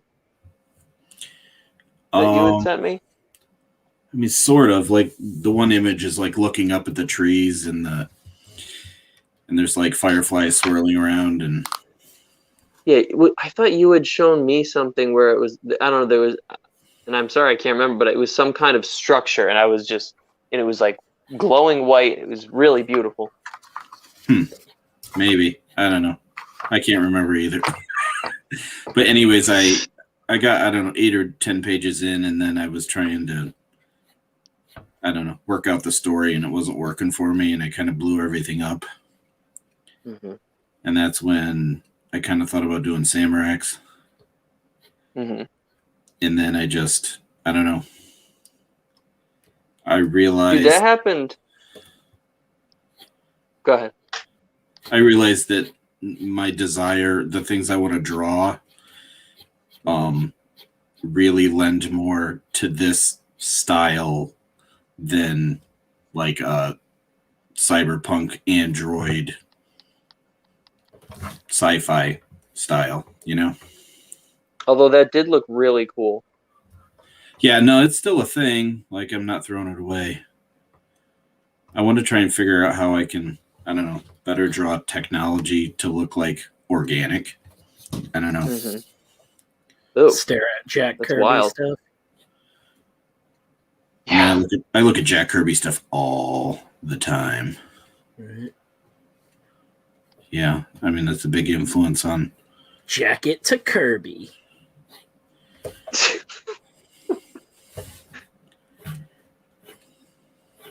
Well, that the like blowing up the story kind of thing, that happened to me when I first started writing Red Koi. I just kept building it up bigger and bigger and bigger and bigger, but it was almost like I had to overwrite so that I could figure out how the world could feel lived in, even if I wasn't going to explain it. And then it was, at least for me, because I hadn't done a comic that long in such a long time. It was just about, okay, I was like, okay, how do I contain this? It's like, okay, a house, a warrior, and like one monster, one villain. But knowing the world, I think really, I don't know, it helped. Yeah. But yeah, I fell in love with that Red Koi stuff immediately. And Thank God you did. I mean, I had grabbed a page and was messing around with colors on it before. Like, I mean, pretty much like 2 seconds after you posted that you were looking for a colorist. I had already downloaded artwork and was messing around with stuff. And I hadn't even, That's awesome. Gotten an email back from you yet. The confidence was the best part. It's like, I know how this should look. I just need to know if this is a paying gig, and I don't want to see anybody ruin it. Sold, true. sir. It was true. Sold. I was like, I think somebody could ruin this. Like, yeah, I think I want. No. I got it. Okay, cool. I mean, I'm not entirely sure that I'm not ruining it, but you're not. Hopefully, ruining. I don't know. And Nick's colors on issues 4 and 5 are getting. I mean, issue 3 was definitely, great, but those colors that you just showed me for issue 5 are awesome, dude. I feel like I'm very finally intense. Figuring out a little bit what the heck I'm doing. I don't know. Sweet. Nerds.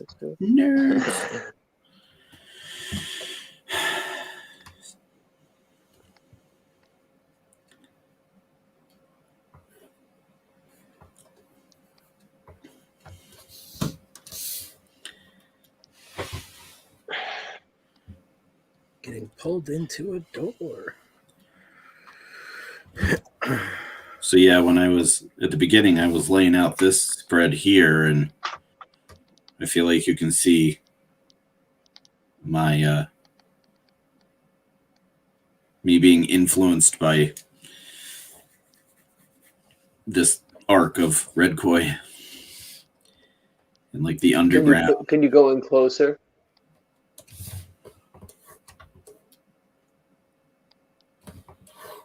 Oh yeah. It's like underground situation. The temple. Yeah. Yeah.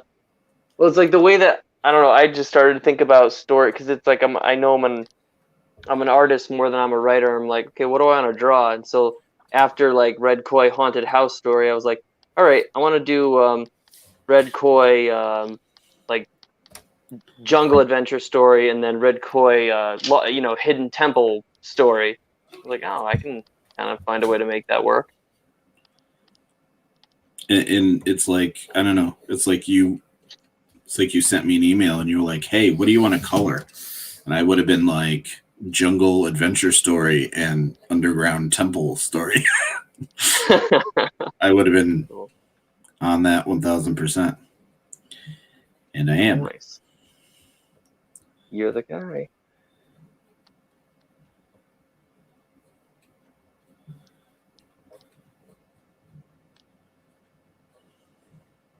How different is the coloring strategy between like Red Koi versus Can't Kill Kate or any of the other books you color?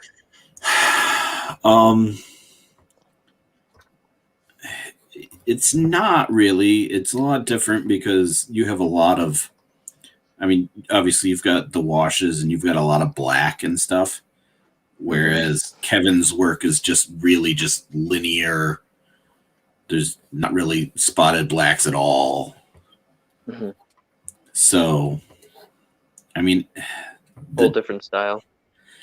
Yeah, my method is similar, but it ends up being different because the colors come through differently, if that makes sense. Yeah. Like, I'll be like, oh, when I'm coloring red koi, I'll be like, oh, I want this to be this red color. And with the blacks and stuff, I'm like, oh, I need it to be like half of that shade to be the color I need it to be.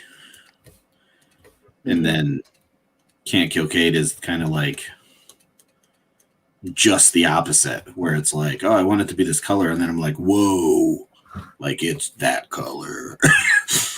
I don't know if any of that makes sense, but I think it does. there's nothing to dull the color down necessarily with Kevin's stuff, just because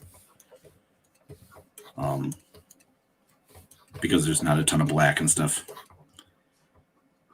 But yeah, Kevin leaves it wide open. His stuff is it's so energetic and it's really cool. Like yeah, I'm looking forward to that book. It's so it's awesome. This issue is great, and I'm so thankful that it fell in my lap to color it. Hell yeah, man! It all worked out. Because I love working on it. Oh yeah, we love having you. I mean, at first I had that cover, and I was like, "Oh man, there's a lot of intestines on this cover." This isn't my typical genre. I don't know.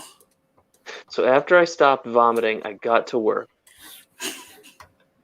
Yeah, we were like, I remember talking to Pete being like, this book has a huge body count by the end of the 4 issues. And then when he was like, what do you want to call the arc for like the covers and stuff for collecting it all together? And I was like, I don't know. And he was like, how about body count? Because he just like sent me back the original like message I sent him. I was like, yeah, perfect. He's like, there's like probably like 50 dudes dead by the end of the first issue. And we just double down on that in the second one. Yeah. But man, I mean, working on it, obviously I didn't, I don't think you even had all of the dialogue worked out at that time. I don't know. But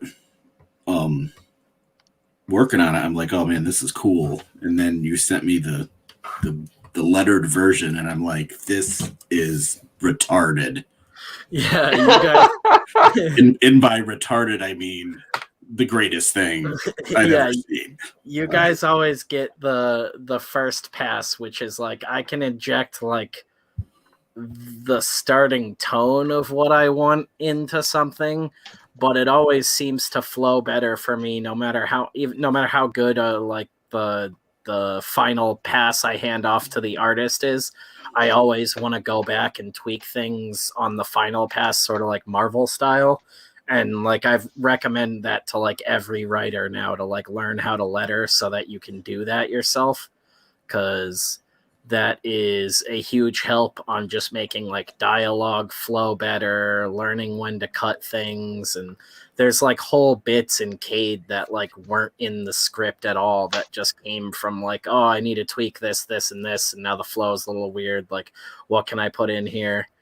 There's a bit in issue 3 that I just like put the final tweaks on yesterday, actually, that I'm like really happy with. That's just like a silly like B plot for the issue that has next to nothing to do with the main story, but it works so good for it. And it's like we have like these like 2 pages that it's like I can kill some more people, or I can throw in like a fun little like funny scene that sort of shows another angle of things.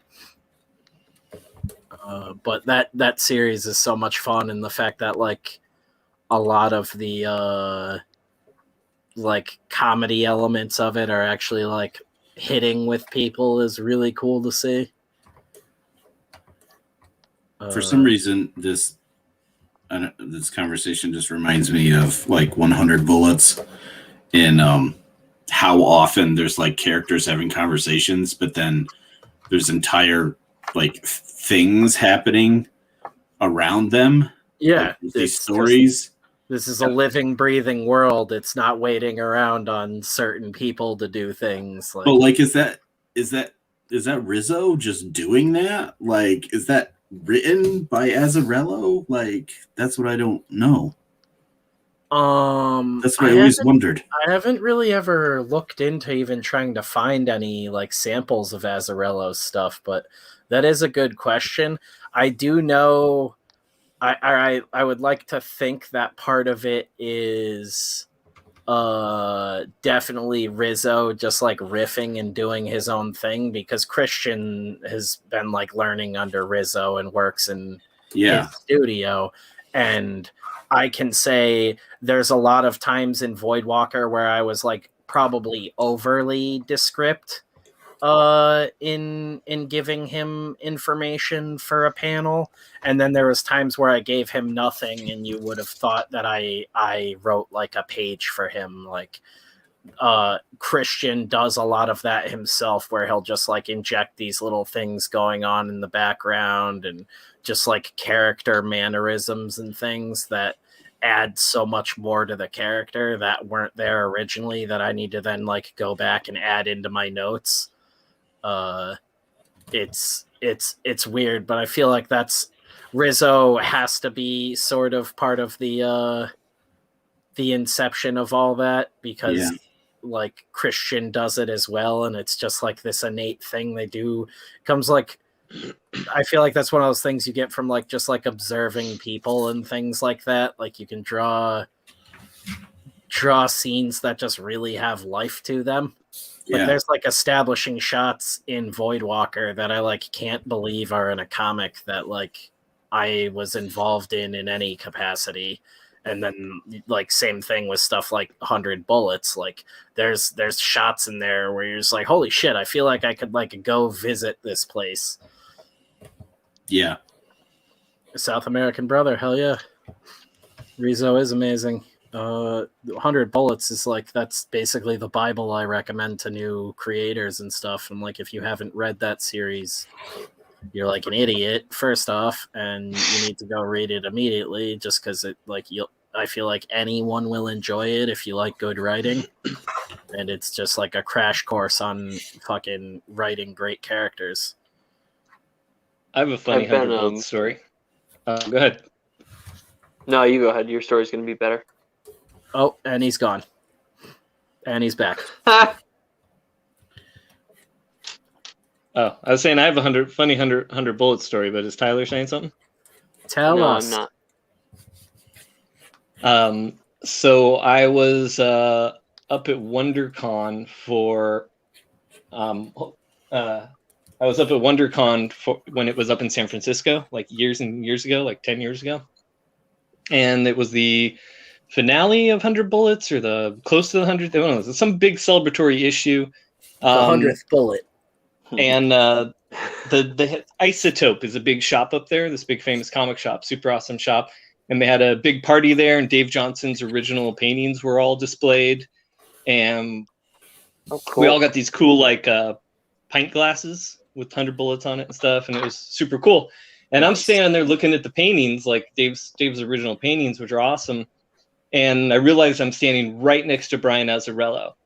And I was there with Top Cow at the time, and me and the Darkness penciler, Michael Broussard, we'd been out drinking and partying and stuff, and we were hanging out there together. And I was like, I leaned over to him, like, dude, it's Brian Azzarello. I'm like, we got to play it cool. And so I just looked at Brian and I said, so it's pretty cool getting to see these Dave Johnson originals in person, huh? And he's like, oh yeah, I can't believe it. He sends me pics and this and that, and he started small talk, and I was like, hey, this is cool. And then Michael leans over and he goes, hi, I'm Michael Broussard, penciler. And Brian goes, that's cool. And then continues talking about the paintings.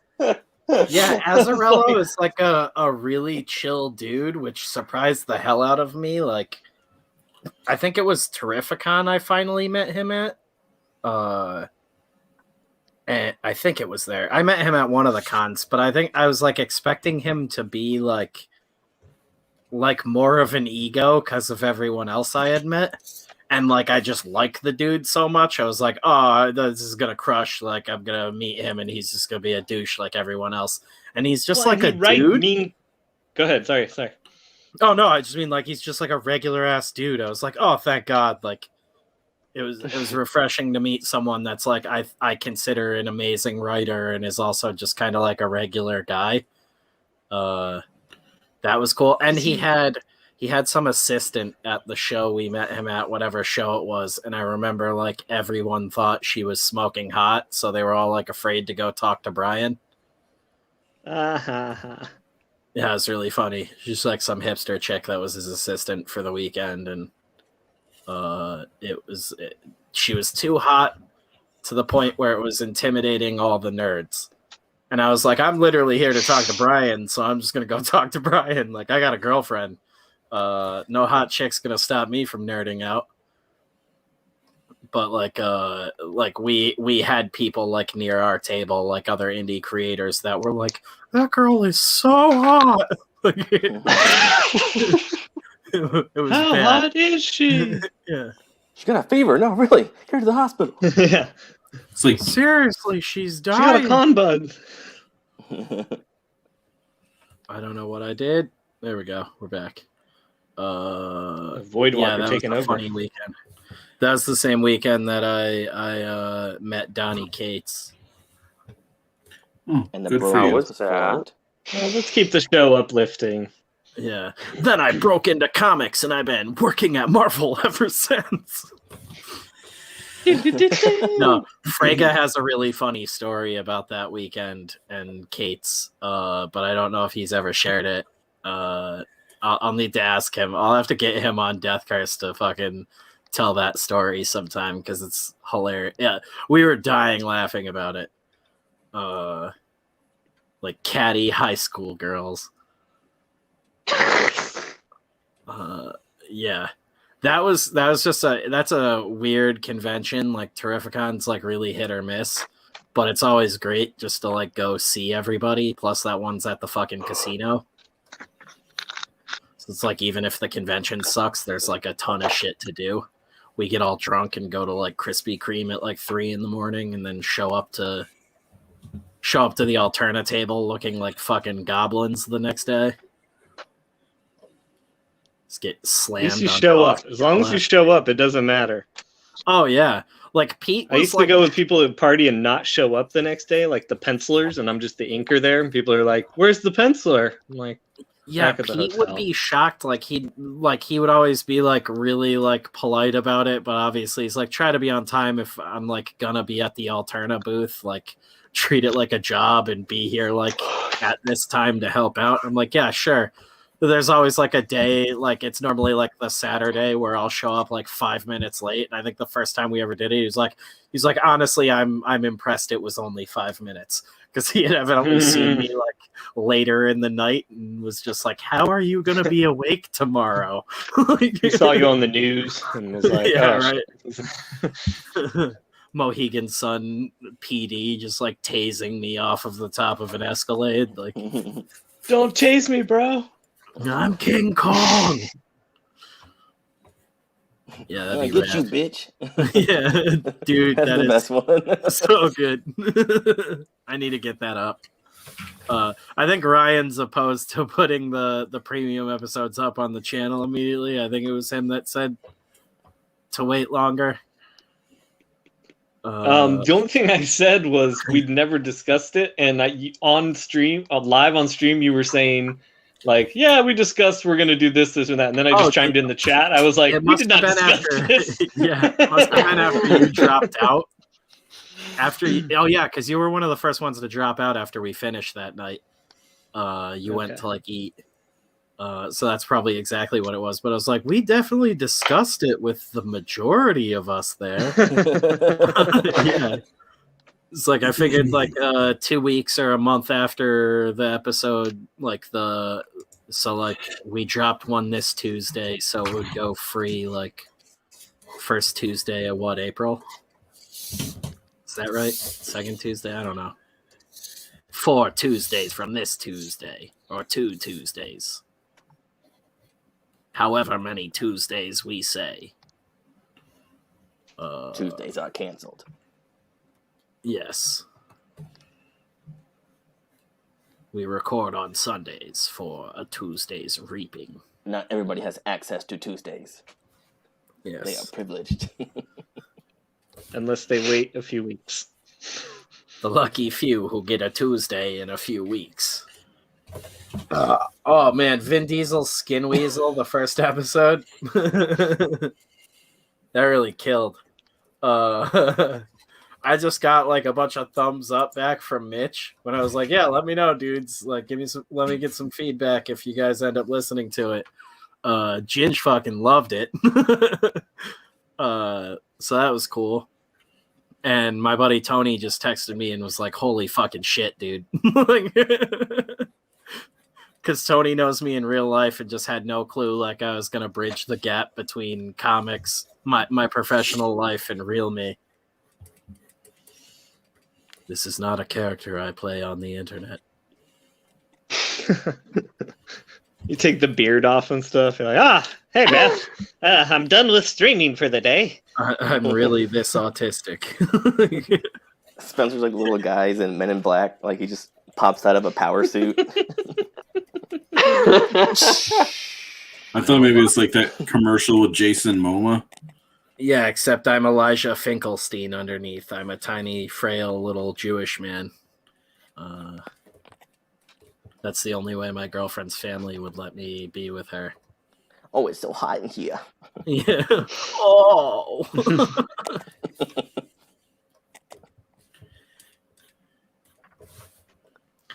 Alterna goblins. Yeah, that's me. Did you dip in the jacuzzi with Donnie?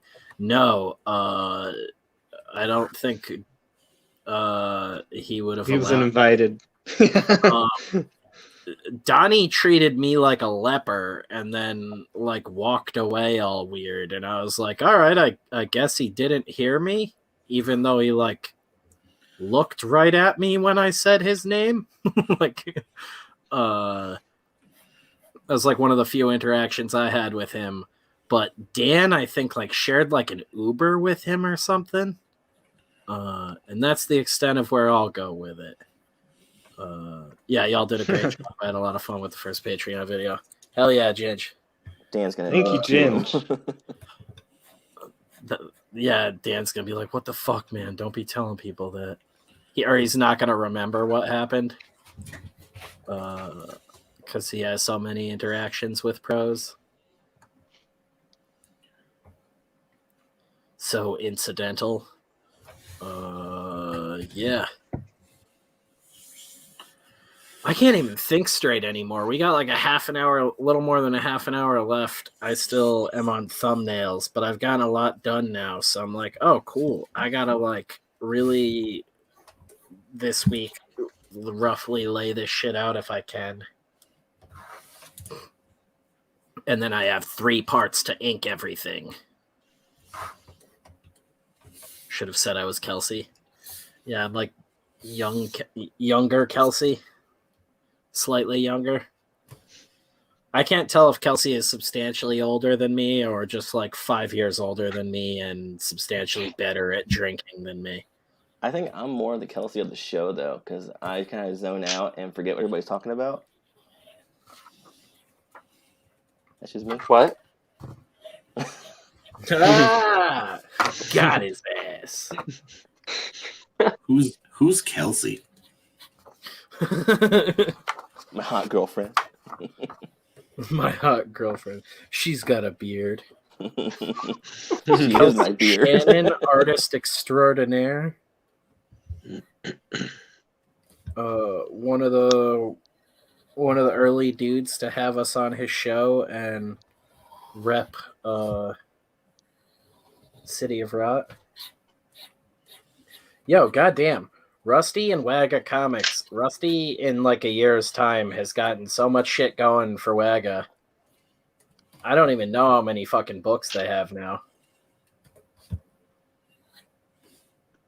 I want my books in Japanese though, Rusty. What's up, man? Where are you at? Yeah, me too. Same. I want them in French too. Yeah. Same. I feel like French people will hate me, but I want them in I Tagalog. want to do. I fuck with it. We're getting ours in Spanish soon. I gotta fucking send that PDF over to Christian. I've been so fucking busy with a bunch of dumb shit. Get that going.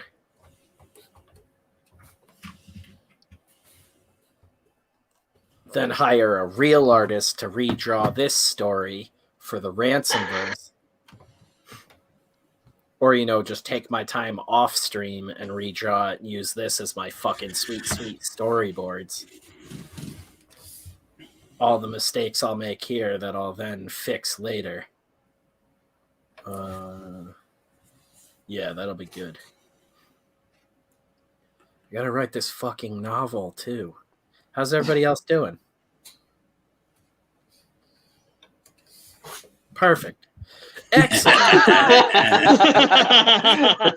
You guys are so good at letting me bomb together. All together now, nobody say a goddamn thing. Watch him struggle. Good job, He everybody. won't learn Hey, if you as don't a let him team. do it. The longer you wait, the harder he'll cry.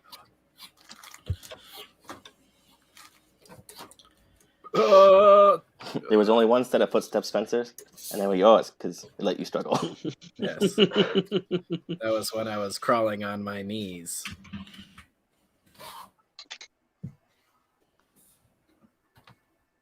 I keep thinking chat's like flickering, so I keep thinking it's like a bunch of people commenting all at once, and it's not. It's just StreamYard being weird. Perfect.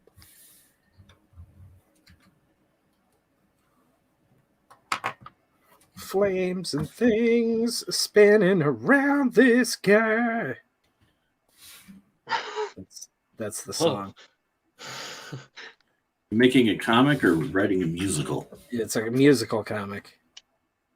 That's when I'm Comic just the fucking, musical.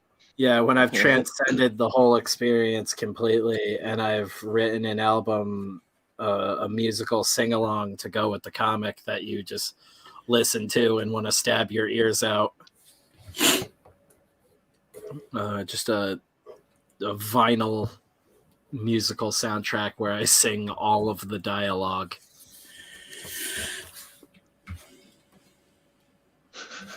That would actually, I think... He stabbed him again and again and again. Yeah. I think, I was just going to say, that'd be a really funny bit if we got greenlit for like a Voidwalker movie or something, and then you're just like, it's a musical. Like, completely fucking troll your whole audience. I don't know. Have you ever? I haven't seen them or read them, but From the I was writers just reading of about. Have you ever read Faust or seen that? Isn't that a musical? Just But didn't that drive Goethe insane? Like the musical that's been riffed on like a billion times. Like Faust is the basis for De Palma's Phantom of the Paradise. I mean, the Faustian deal in general is just the basis for like 50% of all media.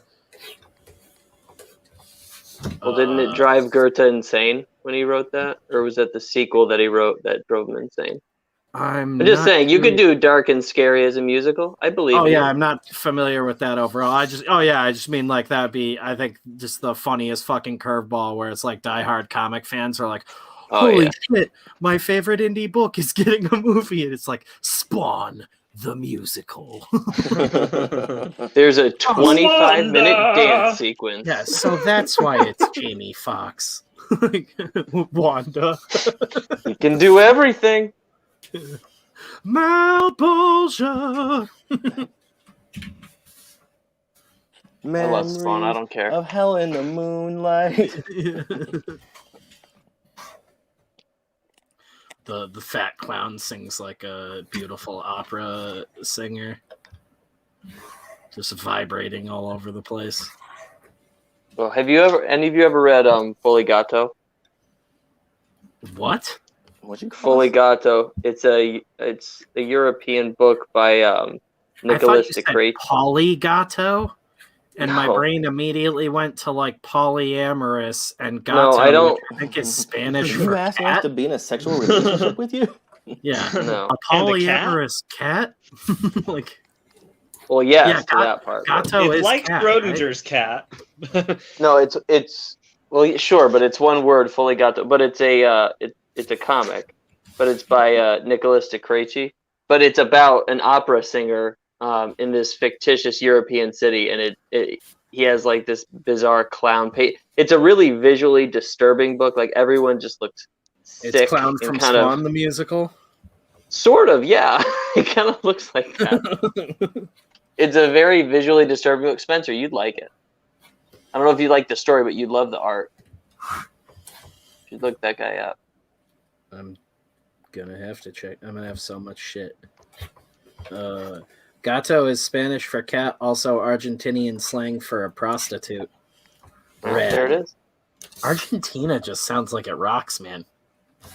When I talked to Christian, I'd like, man, I'd love to go visit there one day. And he's like, I feel the same about America. And I'm like, probably Don't makes come here. sense for you to come here. But he's like, yeah, don't come here. It sucks. It's like, it looks beautiful. He's like, yeah, that's it. He's like, I want. Yeah, my freedom." Argentinian friends have crazy stories. Like at 13, that's when they all went to the whorehouse and lost their virginity and stuff with money their dad gave them. And Oh my god. just lawyer dad. They were like well-to-do too. Yeah, my buddy Jussie that I did a comic with years ago lives over in Finland, and he was like, "Oh man, I can't wait for the day I can come out to America and visit." He's like, "We got to meet up, dude." And like, hell yeah, and fucking, he's like, "Never come to Finland. It's so fucking cold."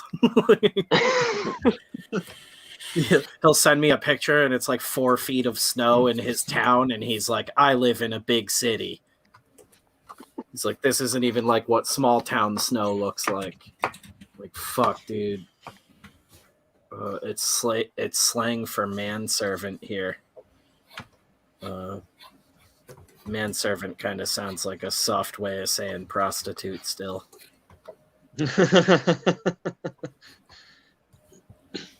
Now that we've got the conversation where I wanted it.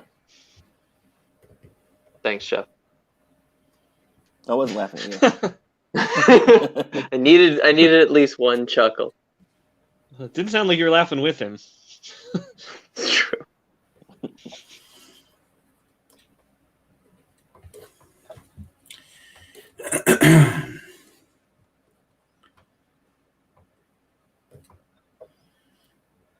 Is he reminding us of something or just clearing his throat? You have something to say, Nick? Let me clear my throat. Ah, ah, ah, ah. You sound like Chester Cheeto. I'm glad you said it. 'Cause I was like, wait, whose voice is that? Why do I recognize that? Why am I hungry right now? I'm all fucked up on cheddar. Cheddar. Yeah, that kills, dude. Yeah, I've never seen Chester Cheetah and Nick at the same place at the same time. Coincidence? Probably. Nick is covered in stripes. It all makes sense now. He does He's smell like just cheese always powder. wearing sunglasses. I literally like a week ago had to draw Chester Cheetah for a project for the day job for something we were doing for a Frito-Lay factory. That's awesome. I got detained at a Frito-Lay factory once. That sounds like something that would happen to me, Ryan. Yeah. Please elaborate. There's a Frito-Lay factory in our hometown, and we were in high school, and they had a giant dumpster outside that was full, like all the misprints and miscut bags would go into that one. Yep. And so it was my like a God. thing to try to sneak in and try to get into that dumpster and just grab tons of bags, just armfuls of bags of chips. And on our way out, security guard and the cops showed up. And my friend, one of my friends, tried to pretend that he was a German foreign exchange student and that we had dragged him along. for it, and it worked for like 5 minutes, and then another cop showed up, and he's like, "This kid's fucking around. This kid's not German." They were so mad at us, and they eventually let us go the because chips? like, no, they took everything. They took everything back because it's still their And property. then they ate them. Yeah, it was funny too because they were like, "How would you feel if we stole your trash?" And we're like, Be "The awesome. fuck you? What kind of question is that, you idiot?" Yeah. Are you saying you'll do that for me? Like the local PD might have a slew of perverts in their ranks. Like, Well, It's just so fun. Like looking back, my friend was. They're like, "And who are you?" And he's like, "I am Gunther. I do not. I live with them as foreign exchange student." It was just this horrible German accent.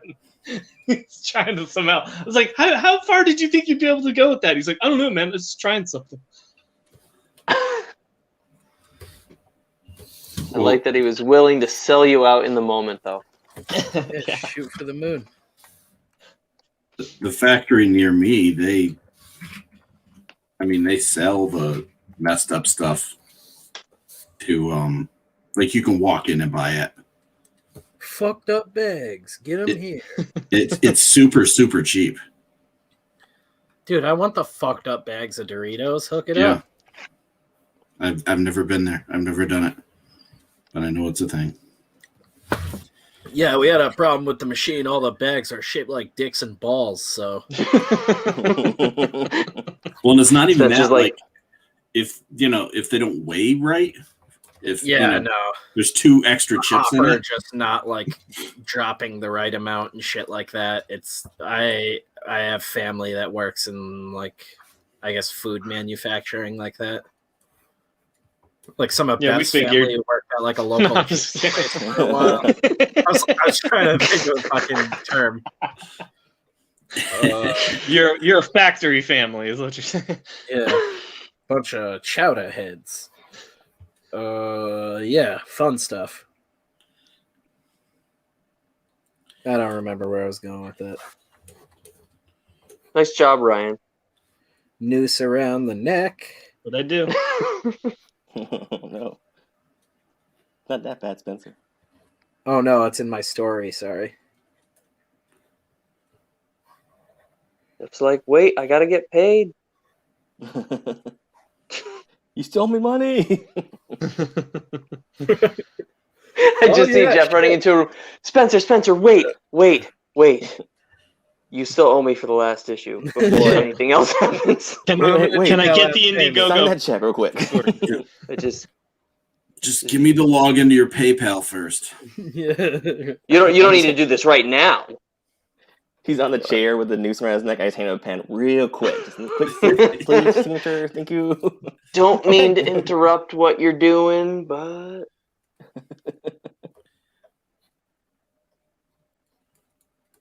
anybody listening feeling bad, Nope. call a number. I'm just joking.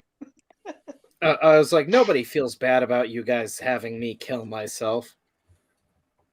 As long as nobody else feels Talking bad. about other people, so yeah, as long as other we got that covered. We don't want you guys to die, but I'm fair game. You put yourself in front of the gun, you got to expect it.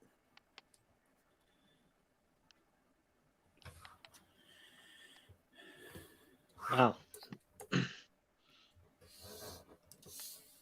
We got about 25 minutes left. I'm probably going to take a break and stretch my legs. My back is starting to hurt like Tyler's. Yep. Tyler, For me, it's my right fucked up back. shoulder, neck, and arm. Oh, see, I'm all lower back from my accident.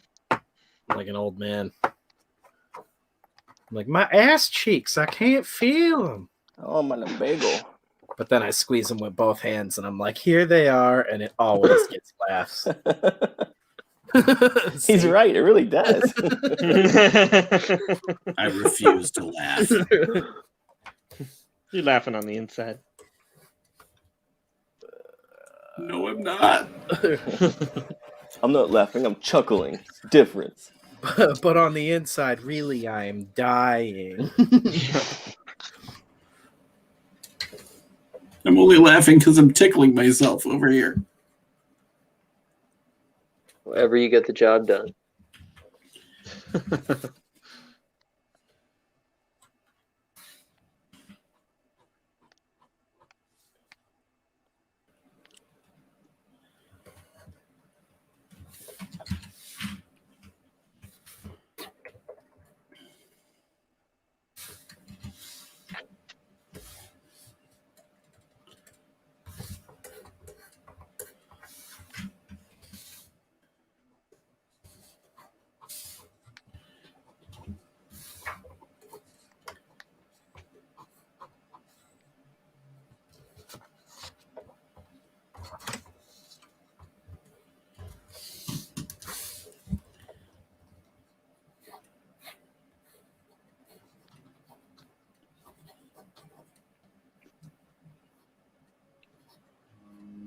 So Don't start, Ryan. Shut up, old man. oh damn. Huh? What? Ah! Who said that? Where are my pills? Yeah. I can't find my teeth. Holy fuck. Now all I can think about is writing a fucking Spawn musical. Finally. Oh shit. From the people that brought you Hamilton. Would that be what they least expect? What's his best friend again? It's just a whole rap song about getting cucked by, was it Terry? Terry, yeah. Yeah. That would rock. It's like Sam and rapping. Twitch show up. Yeah. For a country duet. With, You're really thinking about this. with thick New York accents, but they're doing country. That'll be hard. That'll be a challenge. Well, hey, Sam, dunk dunk dunk dunk, and I'm Twitch, dunk dunk dunk dunk. And we're out hunting demons with Spawn, dunk dunk dunk dunk.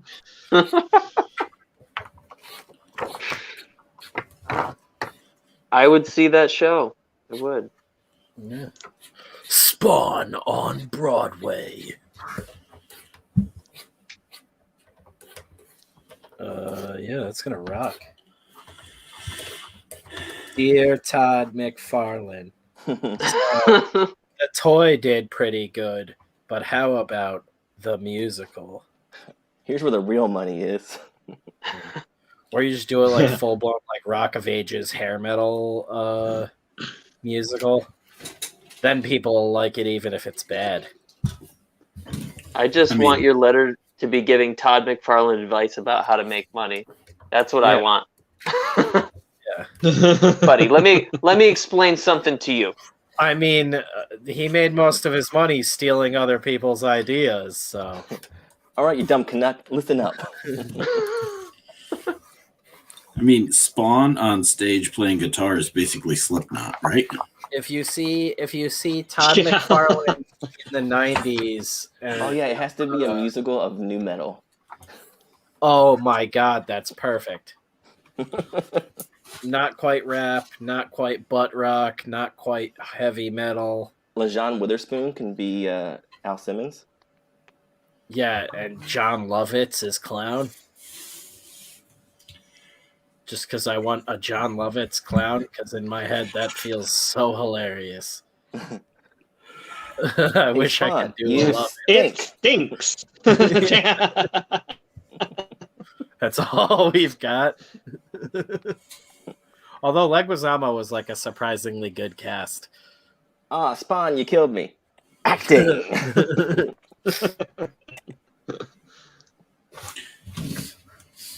Yeah, I think whatever happens, John Leguizamo reprises his role. Who knows if that in movie's the musical made, because Todd McFarlane is still going around telling people he's going to direct that movie. I don't know if he'll even greenlight my musical. Well, yeah, screw the movie. I'm talking the musical. John Leguizamo in the musical. I'm pretty sure he sings too. Yeah, he was in Moulin Rouge. He's got Oh, a yeah, musical that's right. experience. He was Was he Toulouse-Lautrec, one of the wasn't he? hookers? Yes, he was. He was Yeah, the that's funny. sloth in Ice Age. I just learned last week. He when I really watched was one Ice of the Age. hookers? No, he was Toulouse-Lautrec. No, he's one of the Johns. Okay, Jeff, you are name-dropping characters in Moulin Rouge right now. No, Toulouse-Lautrec was a famous He's a painter. world famous artist. That didn't even click with me. Wow. I was just Jeez, thinking, come on. Joke's Well, on we're not you. here for art lessons. We already learned that. yeah, and I didn't know that dude was even in fucking Moulin Rouge because, again, was what I was getting to. I have not seen that movie. So you started name-dropping people, and I was just like, why the fuck does Jeff know people in this movie? I wasn't even immediately thinking, who's this art guy? It's just like, oh, Jeff. No, I've never seen it. I don't care Oh. about the Green Fairy or Nicole Kidman or anything. I guys. I don't gotta love go. that movie and own it on DVD. I've definitely also never seen Rent. I mean, Baz Luhrmann, what an idiot, right? I mean, Yeah, like such a stupid thing. I'd never study that film and its cinematography over and over again. Are you guys gonna make me watch this stupid movie? We just start busting out the songs. Yeah, right. No joke, I did get dragged to it, and my wife was just like, "Trust me." I'm like, "No." She's like, "Trust me." And then like halfway through it, I'm like, "This is actually pretty cool. I kind of like it." This reminds me of Roxanne. this reminds me of the It's so funny too. this reminds me of the Chocolat bit from I Love You, Man. I saw Chocolat. It was divine. You guys are just secretly gay for the weirdest movies. How did we even get to Moulin Rouge? But wouldn't you be secretly gay for the weird like movie? Leguizamo. Doesn't that make sense to be secretly gay for? Oh yeah, John Leguizamo. What? How is that? How does that? What, Jeff? How are you trying to reason that? I'm saying, like, if you're gonna be secretly gay, you would be secretly gay for the weird movies, not for like. They're gonna be secretly gay for like Avengers because everybody loves it. So Yeah. it had to be a movie like this to be secretly gay for. See what I'm saying? I Yeah. don't understand the conversation anymore. Coming out to your friends. I'm lost. Hey guys, I'm secretly gay. For movies, not dudes. Sorry, I shouldn't have paused there. I love Moulin It's a- Rouge, it's and a- I'm not gonna hide it anymore. Yeah.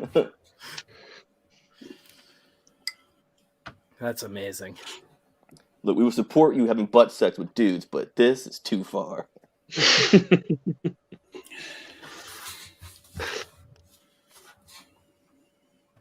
Yeah, we're accepting, but Moulin Rouge is too much.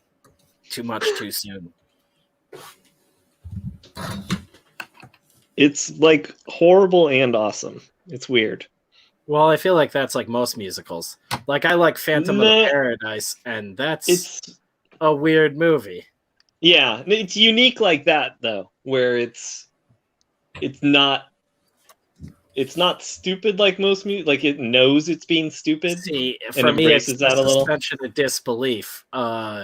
One singing hooker, sure, maybe. A whole brothel full of talented singing hookers. I That's don't just think sci-fi. Yeah, I mean, right? it is France. So, What you is know. this fantasy? No, thank you. Spencer's That's- out on fantasy. Yeah, that's a fantasy story to me. All right, it's like Conan, but there's no guy with a sword. It's just a brothel full of singing hookers. But like, they all somehow sing really good. Like all of them, and you're like, how? You are Well, they were all not the going to like kids the that- next they went to chapter of fame. Red Koi. They were all, yeah. Who knew Swan King could sing so well while I'm waiting. dancing? For the right. universe to send this idea into someone's brain so we get a musical comic from Marvel or DC really soon. Well, they had Spider-Man on stage for a while, right? yeah, Into but the they Then come come dark. with a killing comic. people. Yeah. Yes, it was. It was very dangerous. Yeah, that killed people, and wasn't that one of the final things that the designer who did like Yeah, Aiko Ishioka. Yeah, thank you. I can never remember her name, and then when I do, I always butcher it. She did Bram Stoker's Dracula, the like Dracula like muscle armor in that. She did work on The Cell with Tarsum back in the day. All sorts of awesome design work on movies. Yeah. She, I think, did design work on the Tarsum concepts for the Batman Beyond movie that we were just talking about the other day, too. Batman Beyond movie?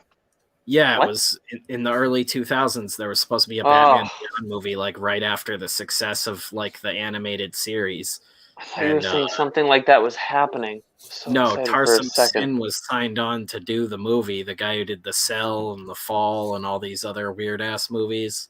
Mm-hmm.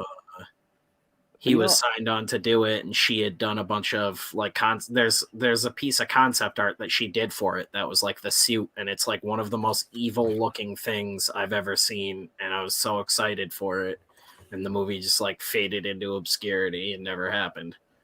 That guy, Tarsem, he did a movie after she died with, I think it was Ryan Reynolds and Ben Kingsley. And I heard it had, like, I haven't seen it, so I can't say this is true or not, but I heard that it had, like, no visual style to it.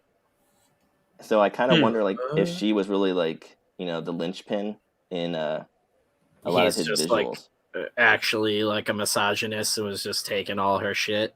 Right. It's like, nah, bitch. I gotta check this out.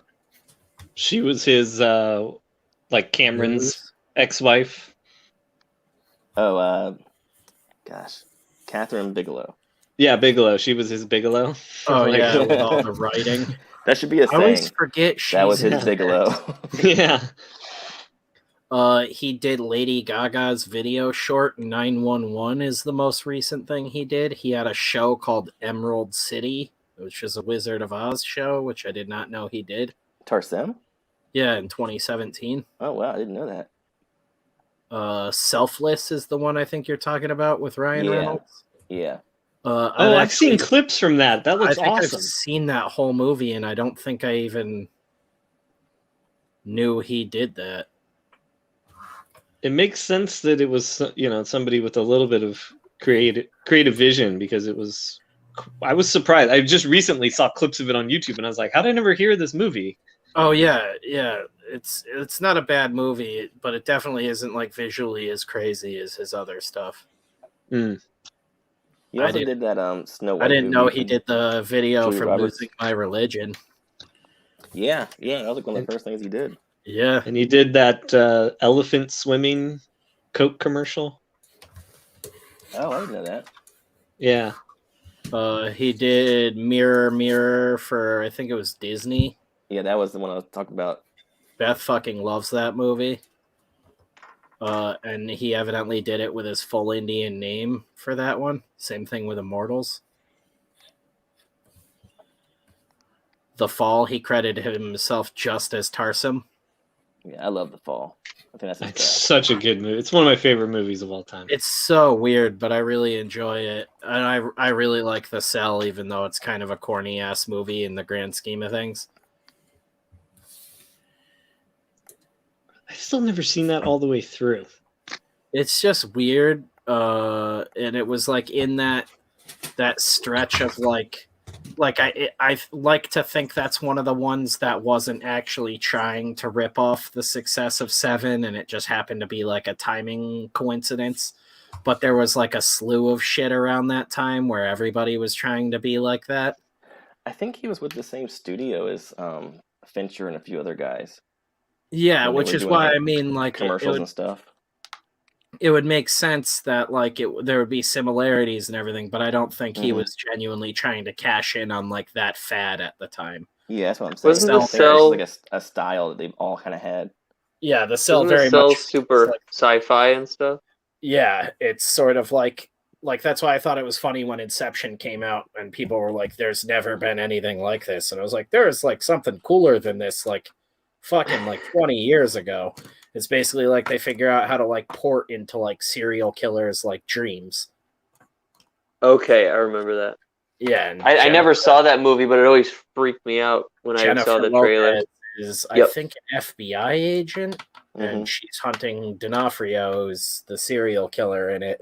But like, obviously, you get into like a serial killer's dreams. The whole idea is like they sort of control everything going on in this weird surrealist reality.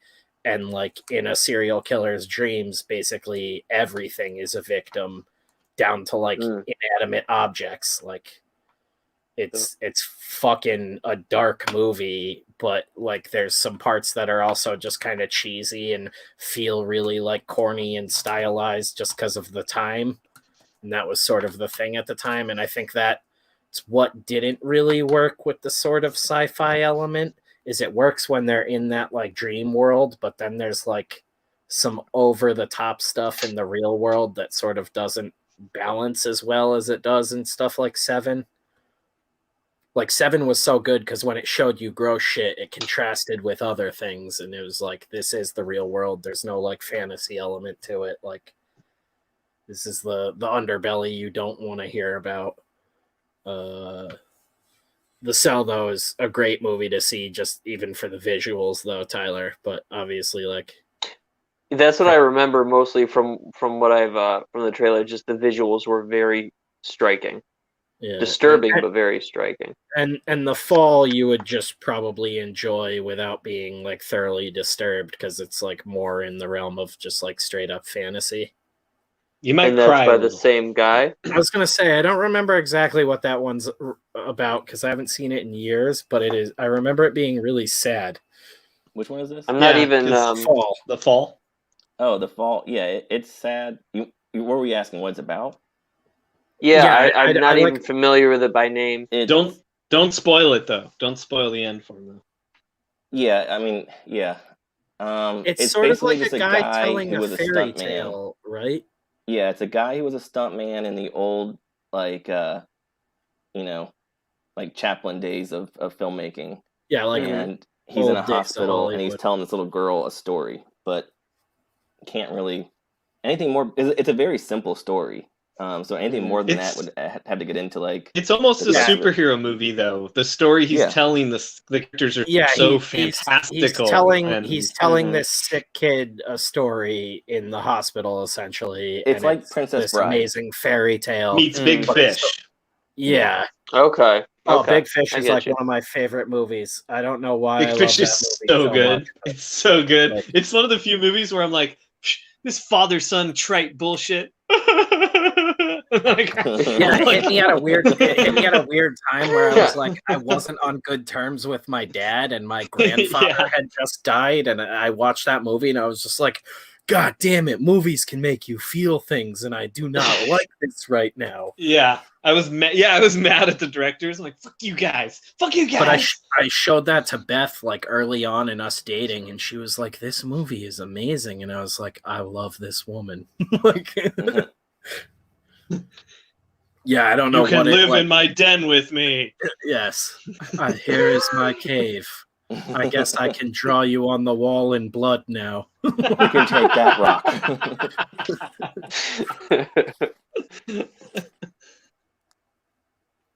How are we doing on time? Figure gets 2 mounds. So we got 15 more minutes.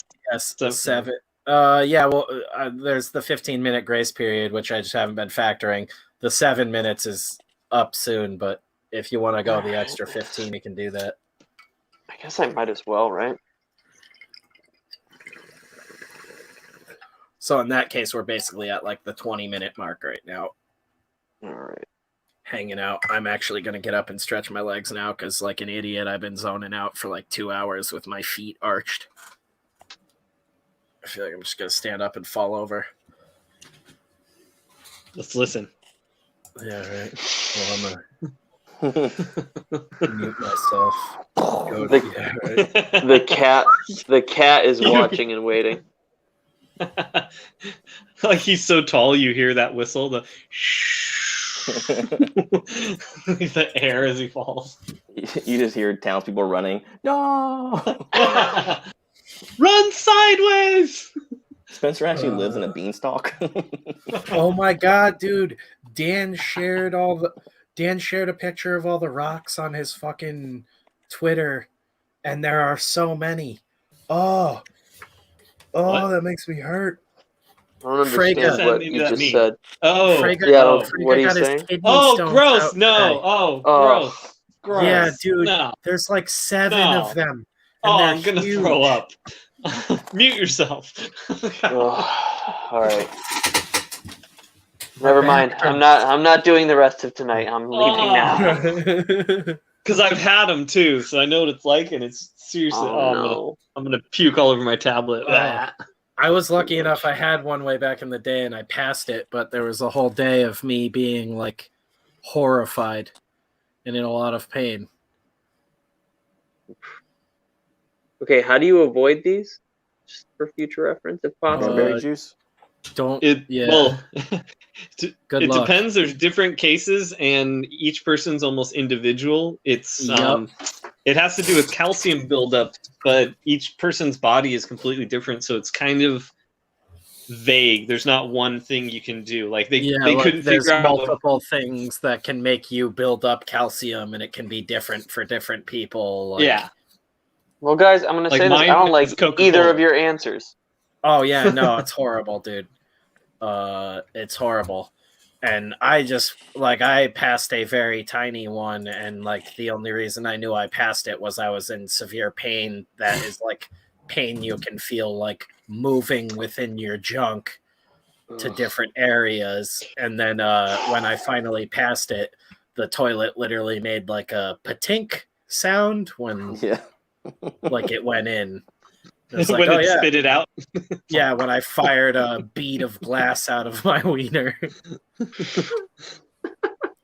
Because that's Wait, so basically Ryan, you what said- it is.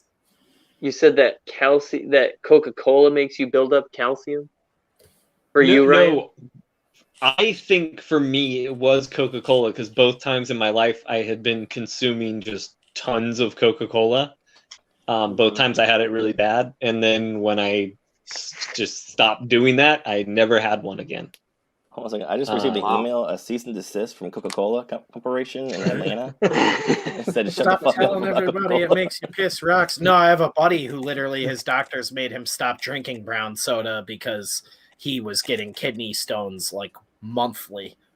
Oh, Yeah, dude, it was bad. And like the dude works manual labor and stuff, and he was like laid up at home or at a hospital constantly. He had to keep going in to get like his nuts lasered. oh my God. Yeah, they blast like a laser through your groin, I guess. It can help break them up. I don't really. Yeah, fully both times understand it was It's sort too of late like for me. sonic laser or something. It was too late. Yeah, they were like, you should have come We in gotta a put 'em week down. earlier. I was like, oh, yeah. They brought you out in the field and shot you in the penis. Hey, is the stream still up? Yeah, the stream's still going. I'm trying to look at it on my phone, and it's like I'm not getting anything. No, there's no playback. Huh, it says Can't be live. I'll missing check this, my though. You're a end damn here. fool because I got it up on my phone and I'm watching it. Okay. Oh, that's good then. I was trying to look at the chat, but I couldn't see nothing.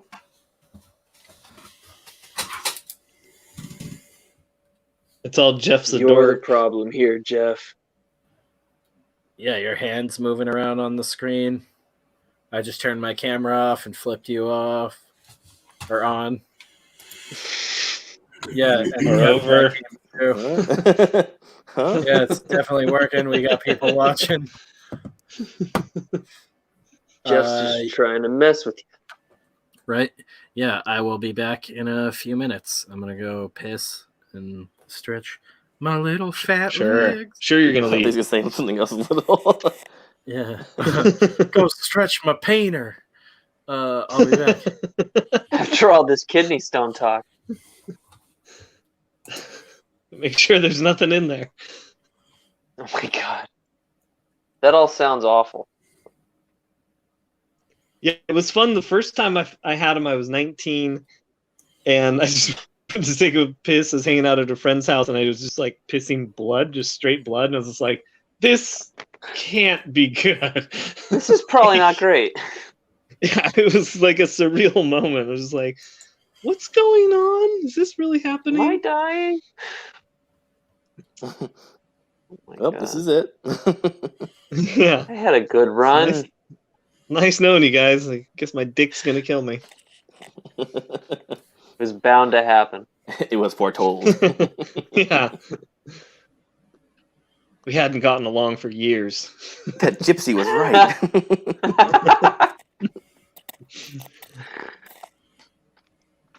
Our nightly struggles.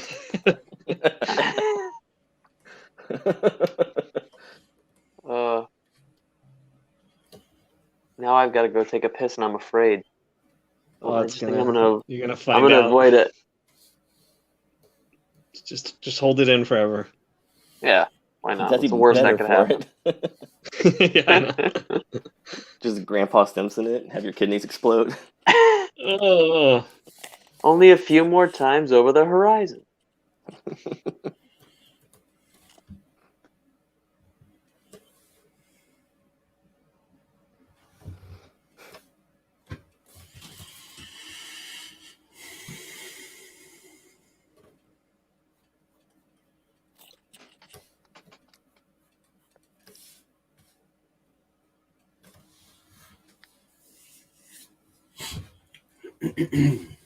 So Jeff, are you done with City of Rot, or you still have a few pages left? No, we're on the last bit now. Okay. It's coming along good though. I'm really happy with every new page. So It would have been Feel better like if you answered him by saying, "What city of Rot?" yeah. See what? That's cool though when you feel good about how your pages are progressing. Yeah, it's like it's kind of bittersweet because you're like, oh, this is awesome. I'm loving how this is coming out. Now you go back to the original pages. You're like, oh, I want to go change those now. I know. My buddy had gotten a newsletter I sent out, and I just had links to, I think, the Red Koi Giant or something like that. He's like, and I haven't seen him in a few years. He's like, dude, your art's gotten so good. I was like, thanks. That's like 4 years old. You should check out the new stuff. Friend.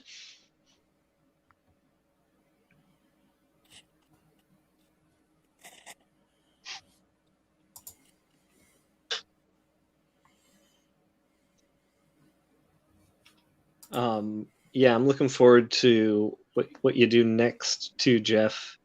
I know we've got stuff we've talked about in the background that you got plans for and stuff. So Yeah, there's a few things. Trying, we got can't talk about anything just yet because it's not set. I know there's a couple things I want to mention, but I'm like, I don't want to say anything about it.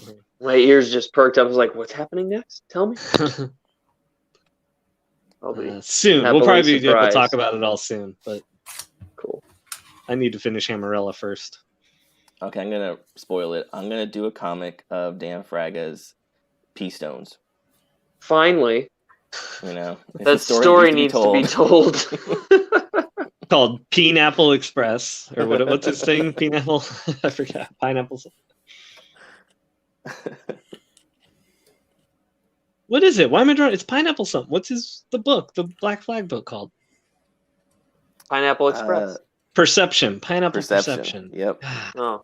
What's a Pineapple Express then? Now I'm curious. It's a strange. That's the Polar Express. That's the Uncanny Valley. Yeah. Well, anyway, just press on. You were saying? I don't know what I was saying. Who am I? What is this? There he goes again. Old man Ryan Wynn. Yep. Ryan's not a good name for an old man, though. So you'll never feel too old. That's a young man's name. No, but when it turns into Old Man Win, then you're like, oh damn, that sounds like an old guy. Old Man Win. You're like, get old off man his wind, lawn. More like it. Going up the place. Well, if I'm anything like my grandpa was. If I had a grandpa, he'd just fart and then he would look around and be like, I wonder. Oh, cut out. You cut out at the best part. McDonald's kicked in again. I think he's dead, guys. Well, I think his butt exploded when he was farting. And if bound he to could say happen. no right now, we know it's definitely not true, but he's not saying no, That's so right. it has to have happened. By the law of verbal traps, it has to have.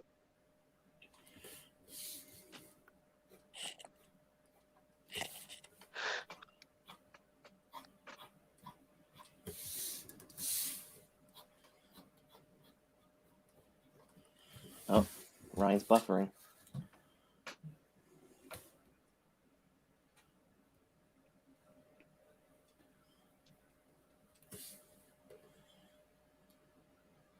Oh, that's a cool sound effect. No. Love that. I mean, definitely doesn't pertain to the situation we were talking about earlier. Couldn't be. 100% comic book related.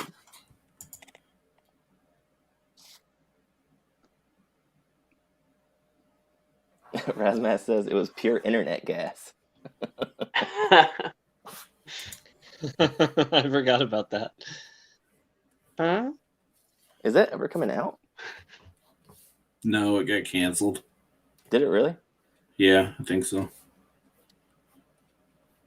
I think Ryan, that you were was. telling a story about your grandpa? Oh, sorry. Oh, I think that's what I heard. That yeah. Wait, what are you guys talking about? Oh, now? I think I just New Warriors. It just took the entire world Yeah. making fun of the comic for Marvel to finally decide not to publish something stupid. Well, What book? I think it was it was partly the pandemic. I think that sank it. Oh, the New Warriors. Sorry, Yeah, I'm catching up. So that was canceled. That's weird. I think so. Oh, Razmat says they haven't officially canceled it, so they could silently release it. Well, the chat would know better than me for sure. So That would be fitting to silently release. The chat knows all. they always do. They always do. You know what I should do? I should release the title card for the Patreon episodes on YouTube just to see if it gets flagged for any of those clips. You should play the intro for people tonight. I think I edited them just enough. Where did I put it up on Dropbox? Is that where I put it? I watched it so many times. It's I cracking don't me up. remember how I sent it to you guys. Yeah, I gotta check really quick. Yeah, it was Dropbox. I think- Yeah, it was Okay, Dropbox. it was Dropbox. I think we're coming up to our last 3 minutes now, right? Why did I think of drawing a lion's mane would be smart? Like, why? Because it's not smart, I'll tell you that much. Oh, I did so much of that. First off, I'll show this really quick just because it's in the DMs with Jeff. Here's the dick little, pics, though. the Does it little just render read you? I did last night. It's hard to see on here, but it's Yeah, I just can't two see it. hands grabbing a skull out of darkness and slamming a combat knife through the skull, and it's coming out of the right eye socket of the skull. Oh my God. But I did that render for the novel I'm writing. That'll be up Sweet, dude. on the Patreon eventually. And then stop this really quick. Get that. Oh, Padrino finished his 2 hours ago. Yeah, I retweeted it. Yeah, I It's haven't had a fucking chance killer. to look at it. I'm What excited. a jerk. That's Padrino. Let's make sure this works.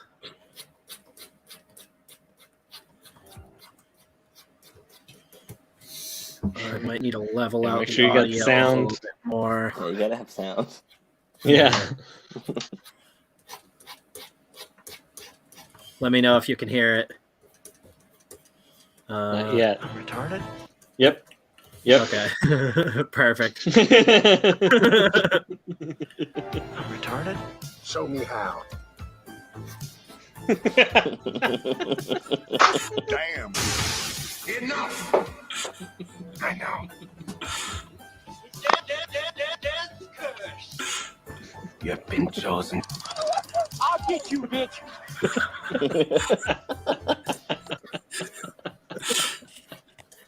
Hell yeah. I'm retarded? Show me how. Show me how. I just heard my wife laugh in the other room. Dude, I was like almost in tears editing that, and Beth was like, "What are you working on?" And I showed that to her, and she fucking lost it. She was like, "Holy shit, that's so bad." the damn at the end of the in the mirror. Oh my god. Damn. Yeah, that's the intro to the Patreon episodes. So yeah, go throw $1 in a month at that. I think you just sold me, man. I think I'm in for $1 a month based on that. How? Yeah. Damn. Enough. I know. You've been chosen. I'll get you, bitch. How the taser sound effect is so good. Yeah, That dude's my favorite guy in the world now. I had to edit that out originally, so it was just the "I'll get you, bitch," because it's like I want a little hook at the end to let everybody know we're always thinking about them, and that's why it was like, "You have been chosen." And then, "I'll get you, bitch." It's like, yeah, that rocks. I showed it to Institute, and he was like, "That's fucking perfect." Like, And thank you, Institute, for letting us use that hell awesome yeah. song. Obviously, song. his music. He's credited in everything. He does all of our music. Ryan, finish your grandpa story. Yeah. Oh yeah, sorry. I don't know what I was saying. Oh, he was farting. He would just let him rip wherever we were, and then he'd look around and go, "I wonder where that came from," and just go about his business, like totally see we were at the store, we were at home. That was just he would say, "I wonder where that came from," and then just keep moving forward.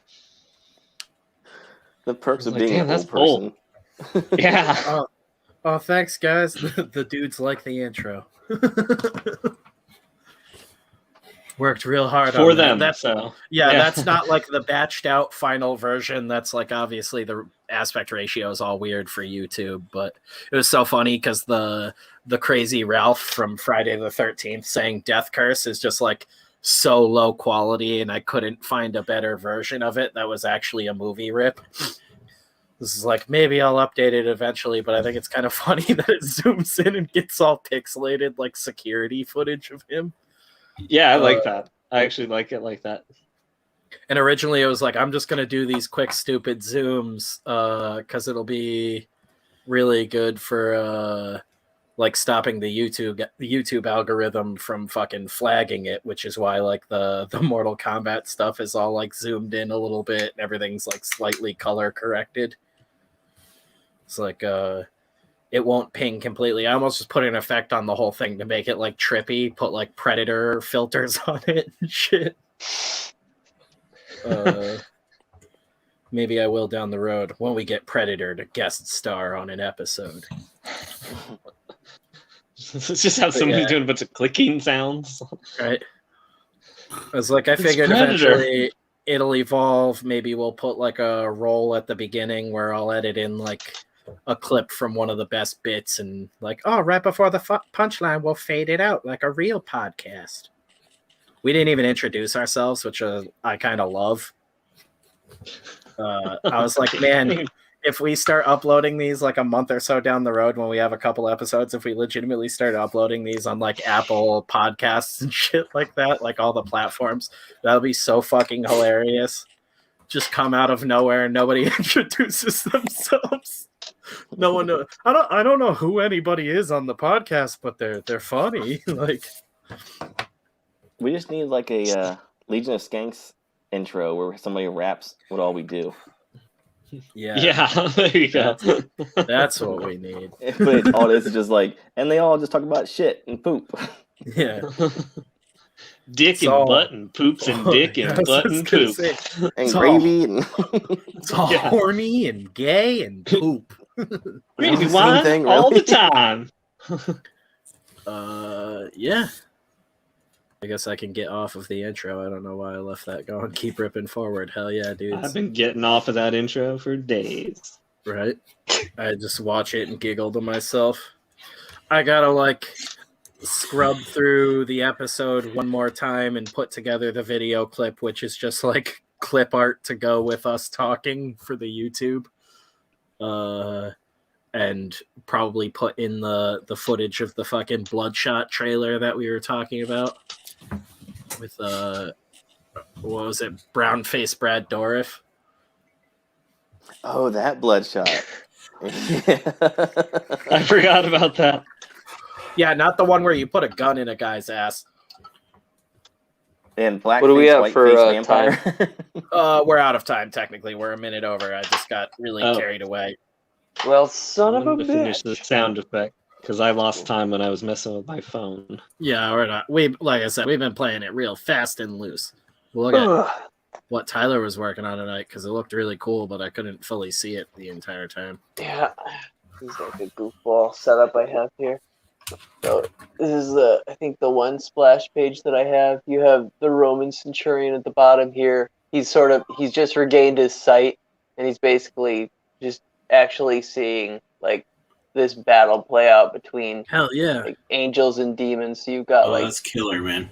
So it looks like an Michael- angel killing a Beyonder. Oh, that's Michael, Sick. and then I wanted to. If you've ever seen like in like traditional Christian art, the evangelists were represented by like a lion, a bull, an eagle, and a man, and so and they all have wings.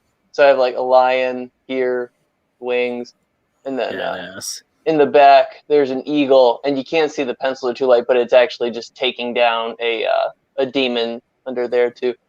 And then there's another archangel here. Art. Yeah, Oh, yeah, I dude. wanted it to be cool. But like, so this guy goes from not being able to see anything to being able to see like a full cosmic battle between good and evil. So he's just kind of like, get me the fuck out of here. The one who sounds fat pisses on bushes. I feel like that was probably touched on. I don't remember, but I feel like it was in the episode. That's, You can is that you what can it hear means? how thick that boy is in his voice.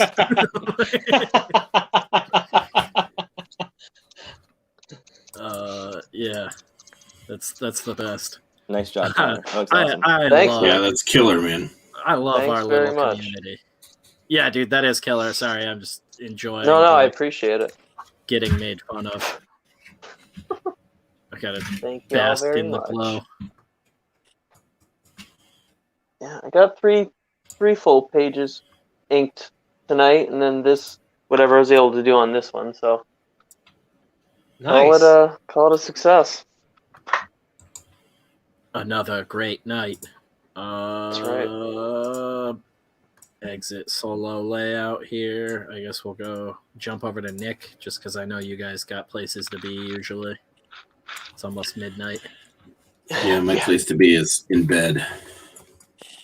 Yeah. So In my bed. Sounds pretty glorious. What? I was finishing up this. I mean, it's not finished because I haven't drawn the characters in it yet, but I was working on that, and I think I mostly finished up the inks on this. It still needs some tweaking. Your And audio just went full HD on me. whoa. And then, yeah, I kind of finished up the inks on here too. Again, still Hell need some yeah. tweaking. Jeez, dude. Beautiful. Right, that one really came together. Needs some That's work. sick. but- I probably should be So working that's, yeah. digitally at this point. Whoops. That's what I've been working on. Fuck So- yeah, dude. I Jeez, love that man. one. That's great. sick. Very cool. Thank you. It's getting there. I gotta speed up. I got nothing done but thumbnails and a lot of notes. Awesome though. That's kick ass. Ryan, you want to show yours? Whoa. I went back into some of my earlier pages because I'm kind of I'm doing roughs on a bunch and then kind of moving back on pencils and back and forth as I move through. So it was time to go back and start detailing and figuring out how I'm going to streamline my work going forward, because I need to catch up on pages and then be able to stay on point the rest of the journey, basically. So I figured out a new way to cheat on backgrounds. So I'm drawing a bunch of things like this and then distorting them. Like Of free course. transform. Yeah. Yeah. So then Nice. just doing that. So drawing the Drawing background. So them that flat, took me. putting them in perspective. Oh, cool. Yeah. And then I realized after I did this, when I draw them flat on the next one, I drew them much thinner. I drew the windows much thinner and closer together, so that when I do this, it's actually even more in perspective, how it would be. So tonight was kind of figuring out what's my finished look on the pages going to be. And it's going to be this penciled look, like heavy black shapes, but still kind of loose. I dig it. You know, keeping City. the background figures simple. And so that I did that page, and then went in and did the same thing here, like seeing how quickly I can add black and backgrounds to fill out the shapes and the forms, but without taking much time. So going through and figuring this guy's on a stoop, so I could get away with the shapes, you know, of being on a stoop. And then just again going in and did the same thing with this city, where I think I drew 2 of these, and then just like cut and paste, and just took me maybe 2 minutes to do all of that. Yeah, that's a really cool angle too. Just filling them out. Oh, that low shot with his worm's boot. eye view. Yeah, I love that. Dude, I love all and then those angles. Go ahead. Those are great. Thank you. And then I'm also seeing how quickly I can add kind of core shadows, simple core shadows, and some just rendering to give them more form. Again, just to give it life, but without taking too long. And then last page, we'll return to the worm eye view, kind of a tropey, you know, slam the guy's head and his eyeball pops out. And then detailing the first casualty in the book is this guy right here. That's awesome. That's how it goes down. So I didn't get as much sick. done, but I figured out a lot, which was my goal for tonight. So I figured out how I'm going to finish the pages in this pencil form and how to do my backgrounds. So now going forward, I'm also going to show up with layouts ready, which I've been kind of trying to do it all the night of. And I think next week I'm going to show up. I'm gonna do some layouts this next week and get my pages ready and do the next pencil out the next 3 next week. Yeah. So that's where I I'm might at. just put my layouts together digitally and maybe print them out. Who knows, to catch up at this point. Just because I do want to have like a fucking done comic. But I'm up to 12 pages typed up and everything before I had to fucking go live with you guys. I got the little. I guess I'll make it big. Not that it'll make much of a difference. But I got the little thumbnails now, which is from the page 1 that I did last week, pencils on, that I'm probably going to have to redo digitally now. I'll just take a picture of it and redo it, but it's just close up on eyes and then this weird mansion. Dialogue? Yeah, there's dialogue in it. Oh, wow. Basically, we got a shot of the actual mansion. There's a little insert panel where you realize that the sleeper's holding a framed picture of the house, and that like perfect pristine mansion is the picture that he was holding. And like we show what the house actually looks like now, and it's all destroyed and cracked and crumbling in on itself. They sort of talk back and forth. The sleeper crushes the picture frame in his hands and snaps snaps his fingers on one of his hands, and it bursts into flames, just sort of showing all this weird shit early on. Yeah, he snaps his fingers. That shit bursts into flames. We go into a 9-panel grid that's them sort of talking back and forth, having this weird conversation that I'm not going to ruin here right now. You can kind of read it, but they go back and forth. They're talking about entering the house, but the main character needs to sort of go alone. He's there with this other, I guess, manifest of his other half is like the easiest way to explain it right now.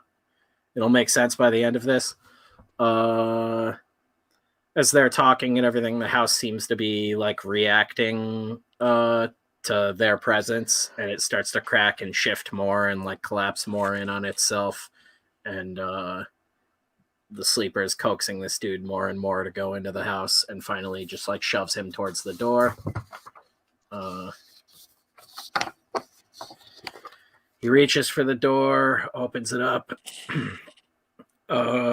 Sleeper stops to tell him one more thing. Yeah, it's this big long. There's going to be special effects here. He's opening the door up and everything. This guy goes to tell him one more thing. One more thing. Clip, clap. He's also that's the moment where he's throwing the cigarette up in the air that he's eating that I was talking about earlier, and then he just like spits out sparks and smoke after. He opens up the door and it's just like infinite blackness. There's nothing there and everything, and flames burst out of it, seemingly grab onto him and pull him in. They're pulling me in! Slams him into some sort of wall that you can't really see. It's hard to see here. And then like all the flames ignite and you see it's another like burning version of himself, and the whole room ignites in flames. The house is burning.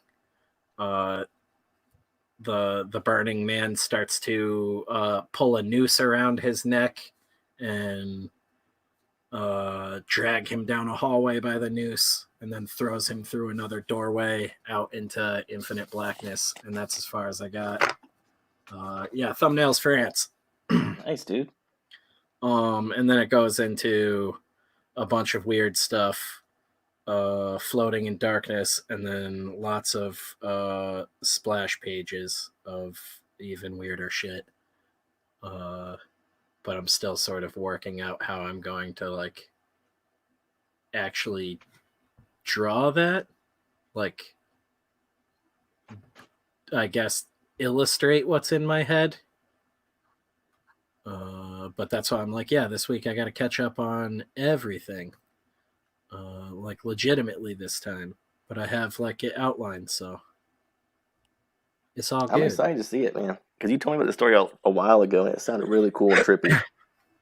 Thanks, dude. Yeah, it's just weird because I'm going through like a strange part of my life and trying to make it still interesting for someone to read. Holy crap, Jeff. Yeah. Not changing the subject and not taking the importance away from what you're saying, Spencer, but I just looked at the screen and was overtaken. I'm going to go before Jeff. Well, do you want to keep going? I can wait. Oh, no, I'm all good. Oh, didn't we want to... Did Tyler? Because I thought we were doing Tyler and Nick to let them go or something. Yeah, we showed I went Tyler first. Were you? We saw everything of yours? Yeah. It's my main hard page. to watch everything on my phone. It's hard to watch on my main phone. Yeah. Just Yeah, like yeah. what he did tonight. But everybody's been like posting it on Twitter throughout and everything. And I think we'll do like a Yeah, big collected thread at the end. I'll post something tomorrow. Jeez, Jeff. Yeah. Cool. Sorry. Yeah. Oh, no, Take it away, okay. Jeff. This is right after the king gets killed, all the men attack, and then the Droger attacks back, starts cutting off some heads. This is the old dude from earlier in the comic. And then it's just bodies everywhere. He's just popping people in half, just doing some damage. Then all that's left is the main character, the young boy. He's just terrified. And just as the Droger gets ready to kill him, a spear comes up from behind that stabs through the Droger. Then reveal it's the old captain. He's all busted up and bleeding. The young boy runs away and hides behind one of those carved up rocks. And the Droger kills the captain in the background. And then we see the Droger is now going over the bodies and taking off like jewelry and stuff, and he's eating it. And he's sniffing around, finds some coins, eats those, sniffs around, finds the king in his gilded armor, and gets ready to eat him. Bling, bling, bling, bling, bling. And then we see back in the coffers the king's helmet falling into all the jewels and coins and everything, giving the idea basically that when he eats it, that's when it appears in the coffers. And then the young boy remembers that he stole something from the king, which was that ring. So basically, he knows that this thing can sniff out gold and jewels, and now he has something that he can sniff out. So what's going to happen on the next page? Oh, shit. Suspense. Damn. Brutal, Did you man. Yeah. That's next awesome. page? It's like, do we have to wait till next time on Dragon Ball Z? Awesome work, dude. Yeah, that's sick. Thanks, guys. Very This cool. last page is really impressive storytelling. Rex, you monster. Oh my god. All right, guys. I'm sorry to jump off so quick, but awesome Oh, work no, it's all tonight. good, man. Yeah, Very me cool. too. I gotta crash. It's midnight. Jet But we'll dads. catch you later. Thanks, chat. Yeah, for Hell being yeah. so you guys cool. rocked. We'll all talk yeah, soon. next week, most likely. All right, looking We're forward so to good at this. Hell yeah. Take it easy, dudes. it. Later. Peace. Later, boys. Bye, Nick. Good times. Yeah. Mine is really weird because I'm sort of trying to demonstrate the confusion of my own dreams. Which is a lot of the dialogue in mine. Like I forget there's a part I wrote.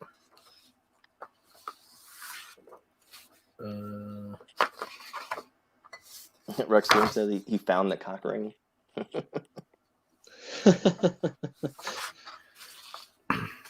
Yeah, we've all been here or will be right now. You just sort of are.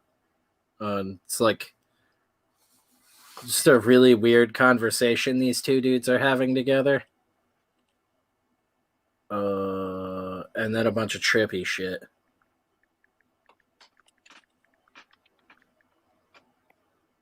And I you haven't guess shown it's- the design for the sleeper yet, right? I don't think so, not really. Like, Yeah, he's a really cool character. showed the little like 3D model I've been making, but that doesn't really. It's hard to like tell what the fuck that is at all. But yeah, it'll Rex come Doom says, together. I think I need to find a stopping point for my story. Obviously, I'm writing a whole book.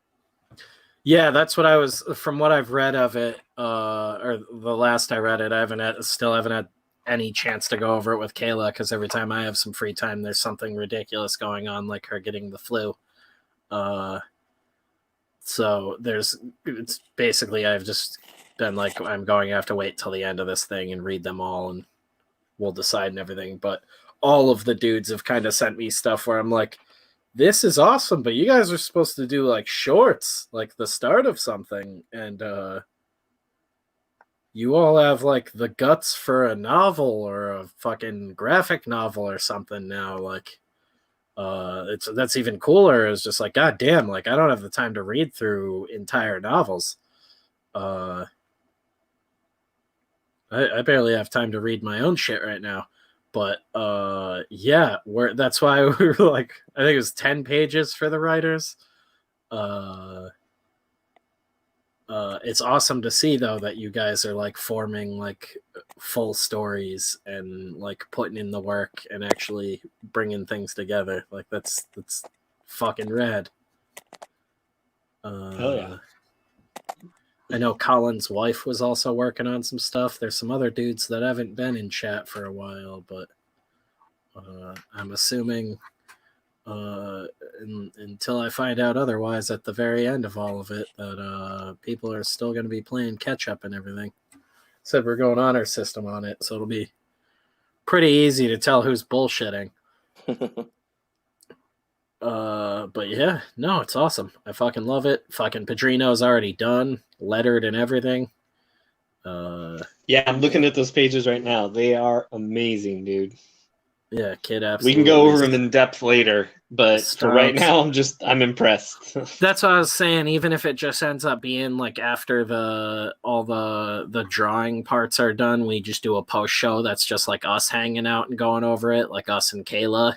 Yeah. We can do that another night where we go over all the fan ones and everything, and we pick the winners or announce the winners, and just like hang out and check out everybody's stuff. I think that'd be really cool. That's me being me, Spritzer. I've been doing this shit off my head each week. Been challenging myself with it. I love to hear that, dude. That's like half of the shit I do is just me like, hey, I think this would be like is almost like exercise for my like the writing part of my brain is like, hey, can I do this? Like I'm trying to learn more about screenwriting properly. Basically writing screenplays for the short films I'm doing, but they're complete bullshit and not proper at all. But they'll work for me, and I'm the one who's going to be filming them, so it doesn't fucking matter past that. But if I want to start hiring actual talent and stuff, I need to write legitimate scripts, so we're going to figure it out. We're going to get a novel out, hopefully by the end of this year, into next year. Maybe have some spot illustrations in there. Get the dudes drawing some tactical espionage shit. People getting their heads fucking stabbed and all sorts of brutal stuff.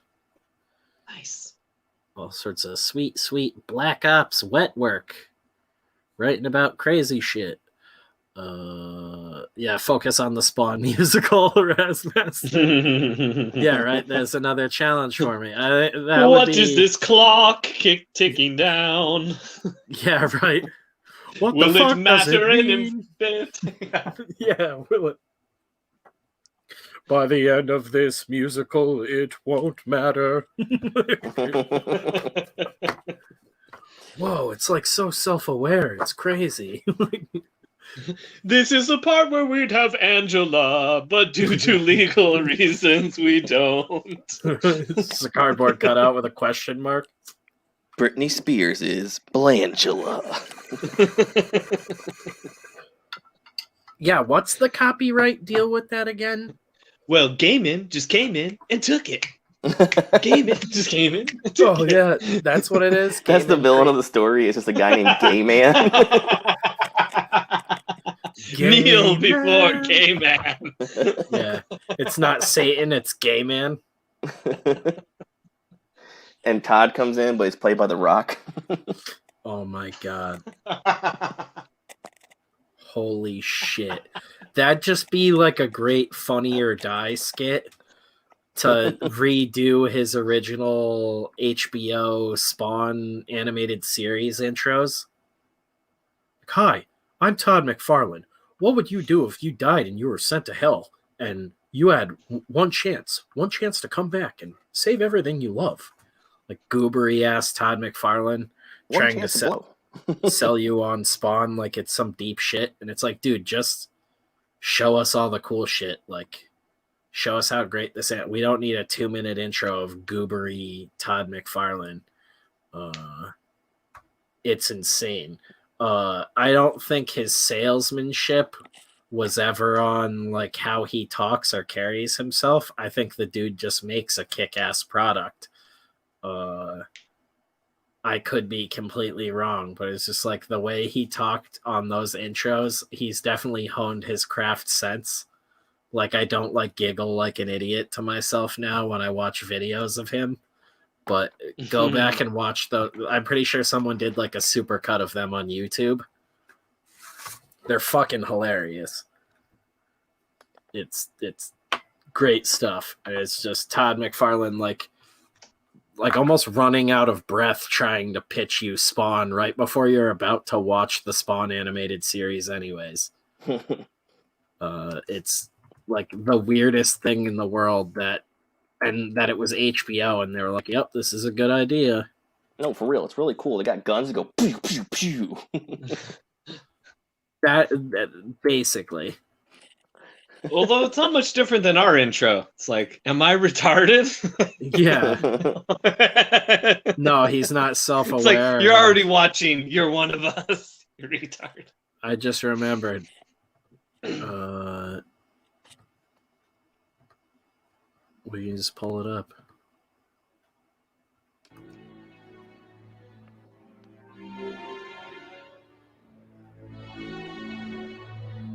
Yeah, Todd McFarlane trying to be like dark and edgy is hilarious. And he's at a drawing table. It's like R.L. Stein was more intimidating.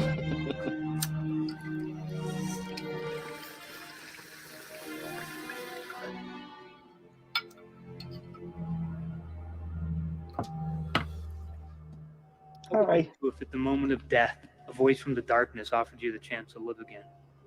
Have your answer? There's no time to think about it. Your heartbeat away from flatlining. Quick, what's the answer? I'm Todd McFarlane, and I created Spawn. I hope you'll consider the question. I don't know, just Canadian posed, Ray because a man named Romano. Al Simmons did. When the question got popped on him, he signed like some stupid rookie in blood. Ah, Deborah, where's my Al had ink? qualities he had, a special kind of wiring that Malbosia Wanda! the devil looks for.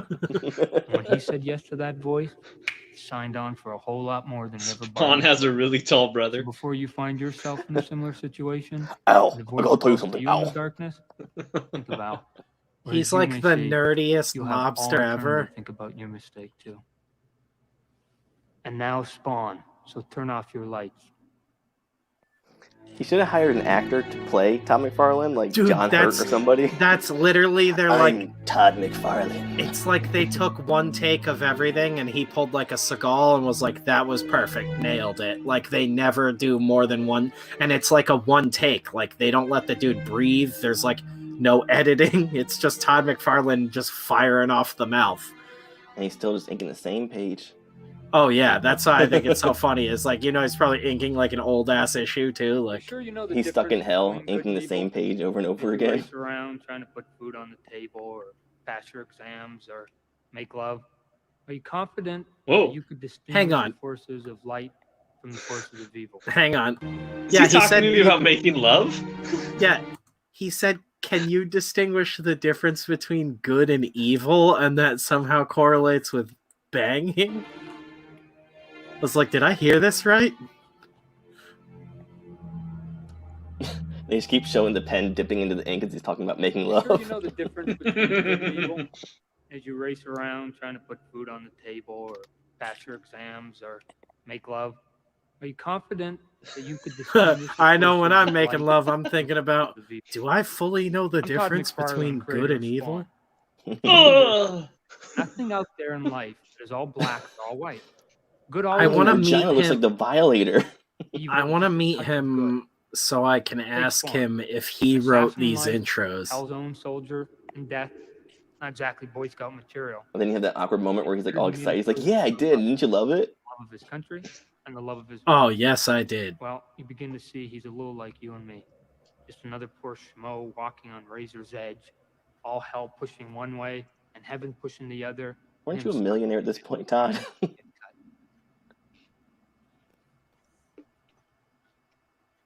Yeah, if you had an HBO show in the 90s, you were fucking loaded already. Just a poor schmo like me who's driving around in a cheap old Dodge Viper. Yeah. I died, went to hell, asked the devil send me back and make me good at comic books. He said, what a nerd.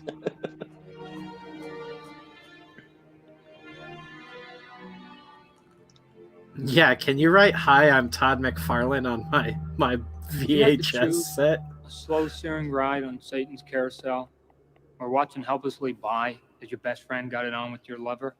What choice would you What? make? Scenario I've just painted. Possibly. I didn't think I could take one more of these, but that one was good. Like this. It's hell's little way of showing Spawn that hell isn't just a place, but a state of mind. And fire, while painful, isn't the only way Malbosia can burn him. Yes, Spawn is learning, but all You the burn him in a while, rap battle. the This is a evil musical. starting to spread, and you'll see hell is alive and well on Earth. Inking pages while wearing a suit, mad lad. He's been inking the same page for 4 months of a series. Was he Stephen Platt? Hey. Yeah. Oh, They got him locked. all right. I also I gotta go. this yeah. I can Yeah, I gotta make go fun of too. my old boss all night, but I'm beat and I gotta get back to work. The take it easy, dude. All right, later, guys. The Thank you, idea, everybody. though, also that comic book artists just like ink inside like dark Leaving cause and castles effect, is drop fucking the glass, hysterical. glass breaks. I Strike gotta a go match, too, and fire guys. starts. The Yeah. things we do in this life screw you in the We'll say goodnight to Todd then, and goodnight to everyone. Good night to Todd in his castle. Yeah. McFarlane Manor. Fucking hilarious. I'm just thinking here in my fucking 16th century castle. In my Brioni suit. Where Dracula was slain. Yeah, thanks You're for a poor hanging out, schlub like guys. me who had a German castle imported from Germany here to Los Yeah. Angeles, brick by brick. Who fucking crashed your Lamborghini pulling up to this event? Like, yeah, keep on girthing. Hell yeah, dudes. Great work, everybody. Thanks for hanging out, and we'll see you later. Thanks for hanging out, everybody. Was it worth the girth?